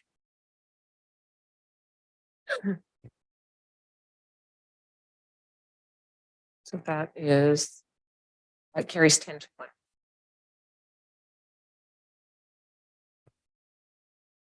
Yeah, agenda item 9.3 is a motion by councillors Scott and Spina. Whereas Bellevue Park is Sault Ste. Marie's signature park with 17 hectares of green space and numerous features for residents to enjoy, including passive and active recreational offerings, picturesque landscapes, and access to the John Rosewell Hub Trail. And whereas building on successful existing attractions by expanding the offerings at those attractions is a driver of even greater activity and capitalizes on existing infrastructure for the most efficient delivery of municipal services. And whereas studies have shown that investing in recreation has significant economic benefits, and whereas there is currently no beach in the urban core of Sault Ste. Marie, and the concept of urban beaches has proven successful in communities across the world with benefits for residents and tourists. And whereas urban beaches offer an accessible space that simulate a public beachfront through the utilization of sand, beach, volleyball courts, and other related features. And whereas Sault Ste. Marie's activated waterfront is the result of public investment, environmental remediation, and a long-term vision for a people-focused waterfront. Now, therefore, be it resolved that staff be directed to report on the feasibility, steps required, location, and potential costs to develop an urban beach at Bellevue Park. Thank you, Madam Clerk, and thank you to Councillor Scott and Councillor Spina for moving and seconding this motion. This one that I put together coming out of the election. I had proposed it during the campaign and want to see what's possible. I know Toronto has developed a couple of former industrial sites on their waterfront as urban beaches. Non-swimming beaches is another name for them, so that people understand that we are not encouraging swimming in the St. Mary's River. But they are an area for people either from elsewhere in the city or tourists or in the downtown core to have a beach space where they can relax with a book without having the extensive travel time of going out to Pointe du Chêne Beach. Although I do understand that our Pointe du Chêne Beach bus is operating at a good capacity this season.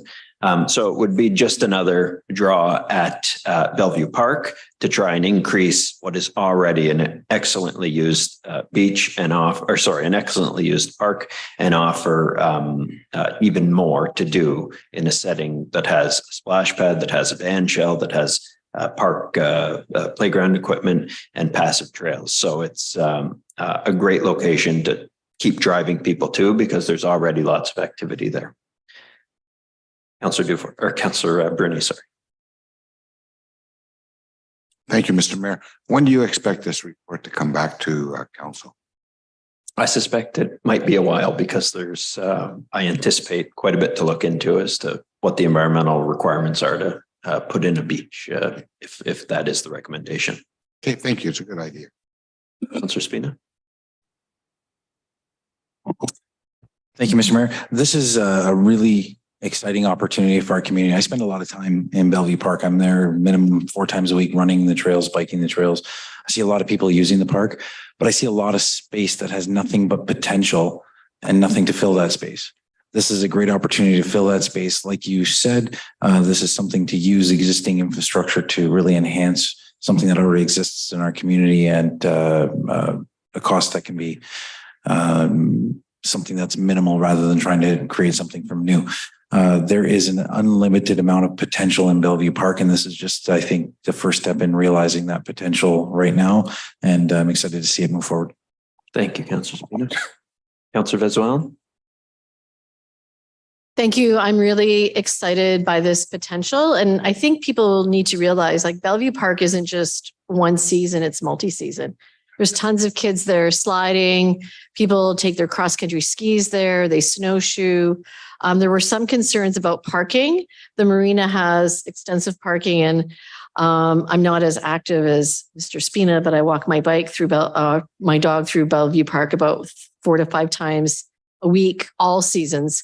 And I've never seen parking being an issue, even when it's a really busy splash pad day. So this just enhances, and I think we'll see more activation in terms of the band shell, opportunities with the concessions, all of these things that we want to see in our community, food trucks, pop-ups. Like I can just really see creating so many things with having that beachfront, and accessibility is really important. There's so many seniors and young families in that area that can just walk.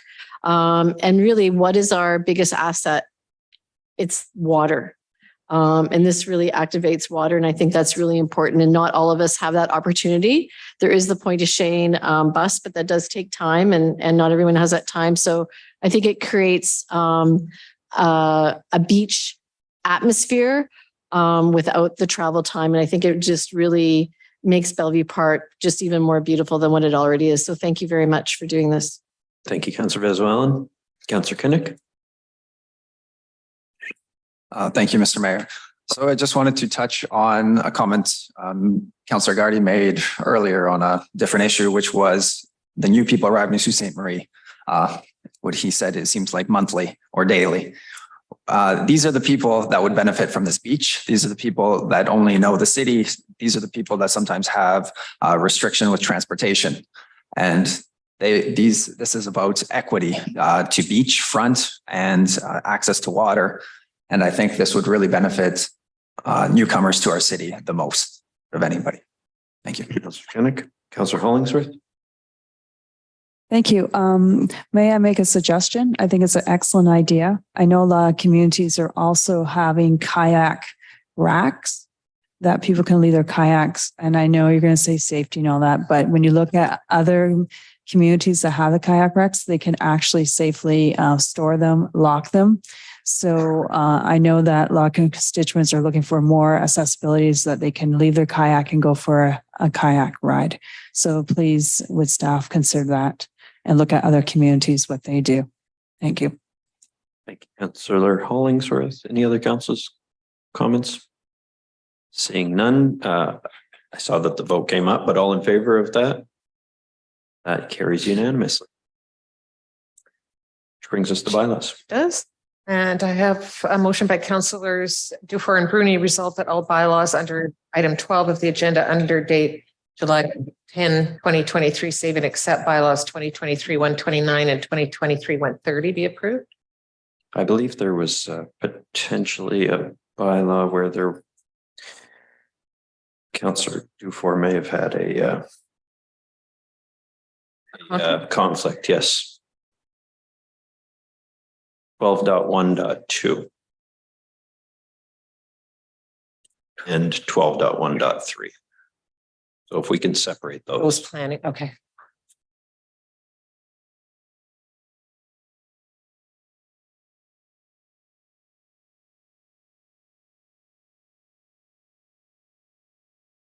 Just give me 1 second.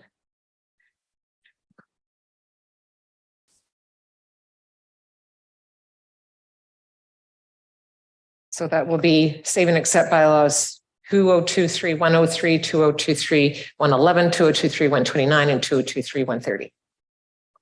Okay. All in favor? That carries. Okay.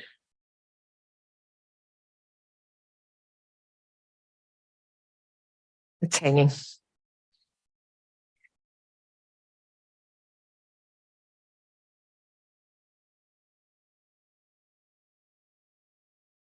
So Councillor Dufour moving that. I will change that to Councillor Basil Allen.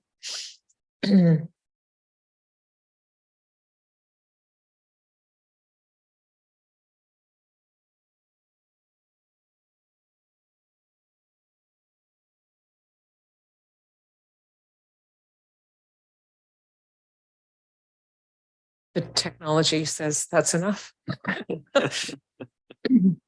Could we read them and vote on them by hand, and then the back end could, there we go. Up on the screen. This is 2023-111. Resolved that bylaw 2023-111 being a bylaw to adopt amendment number 246 to the official plan. Stray Dog Investments Limited, Luke Barbin, 1692 Peoples Road, be passed in open council this 10th day of July 2023. All in favor? That carries.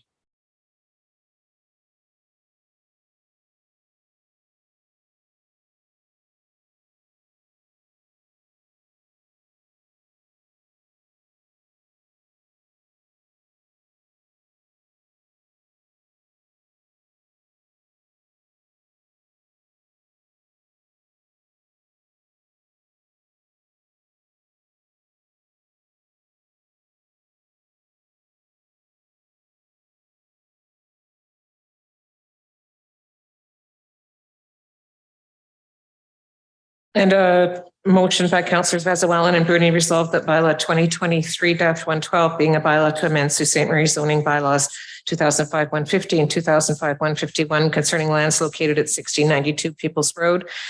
Stray Dog Investments Limited, Luke Barbin, be passed in open council this 10th day of July 2023. All in favor? Carries.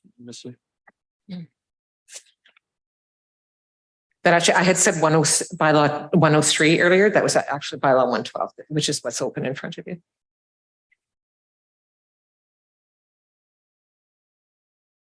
Did you ask for the hands? Okay. Yep.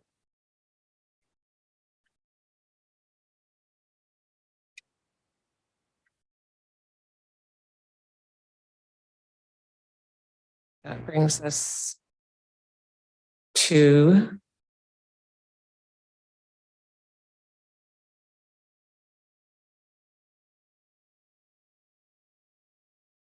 (2023-129), which is open for voting. That is a motion by councillors Dufour and Bruni resolved that bylaw 2023-129 being a bylaw to appoint municipal law enforcement officers to enforce the bylaws on various private properties and to amend Schedule A to bylaw 90-305 be passed in open council this 10th day of July 2023.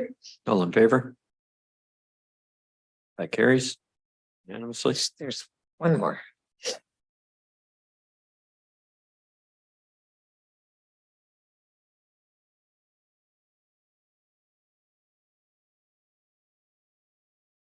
And that is a motion by councillors Dufour and Bruni resolved that bylaw 2023-130 being a bylaw to appoint bylaw enforcement officers to enforce the bylaws of the corporation of the city of Sault Ste. Marie be passed in open council this 10th day of July 2023. All in favor? That carries unanimously. And we have a motion by councillors Vazzawellan and Bruni resolved that this council now adjourn. All in favor? Carries. We'll see everybody at Rotary and at the downtown street party on Thursday night.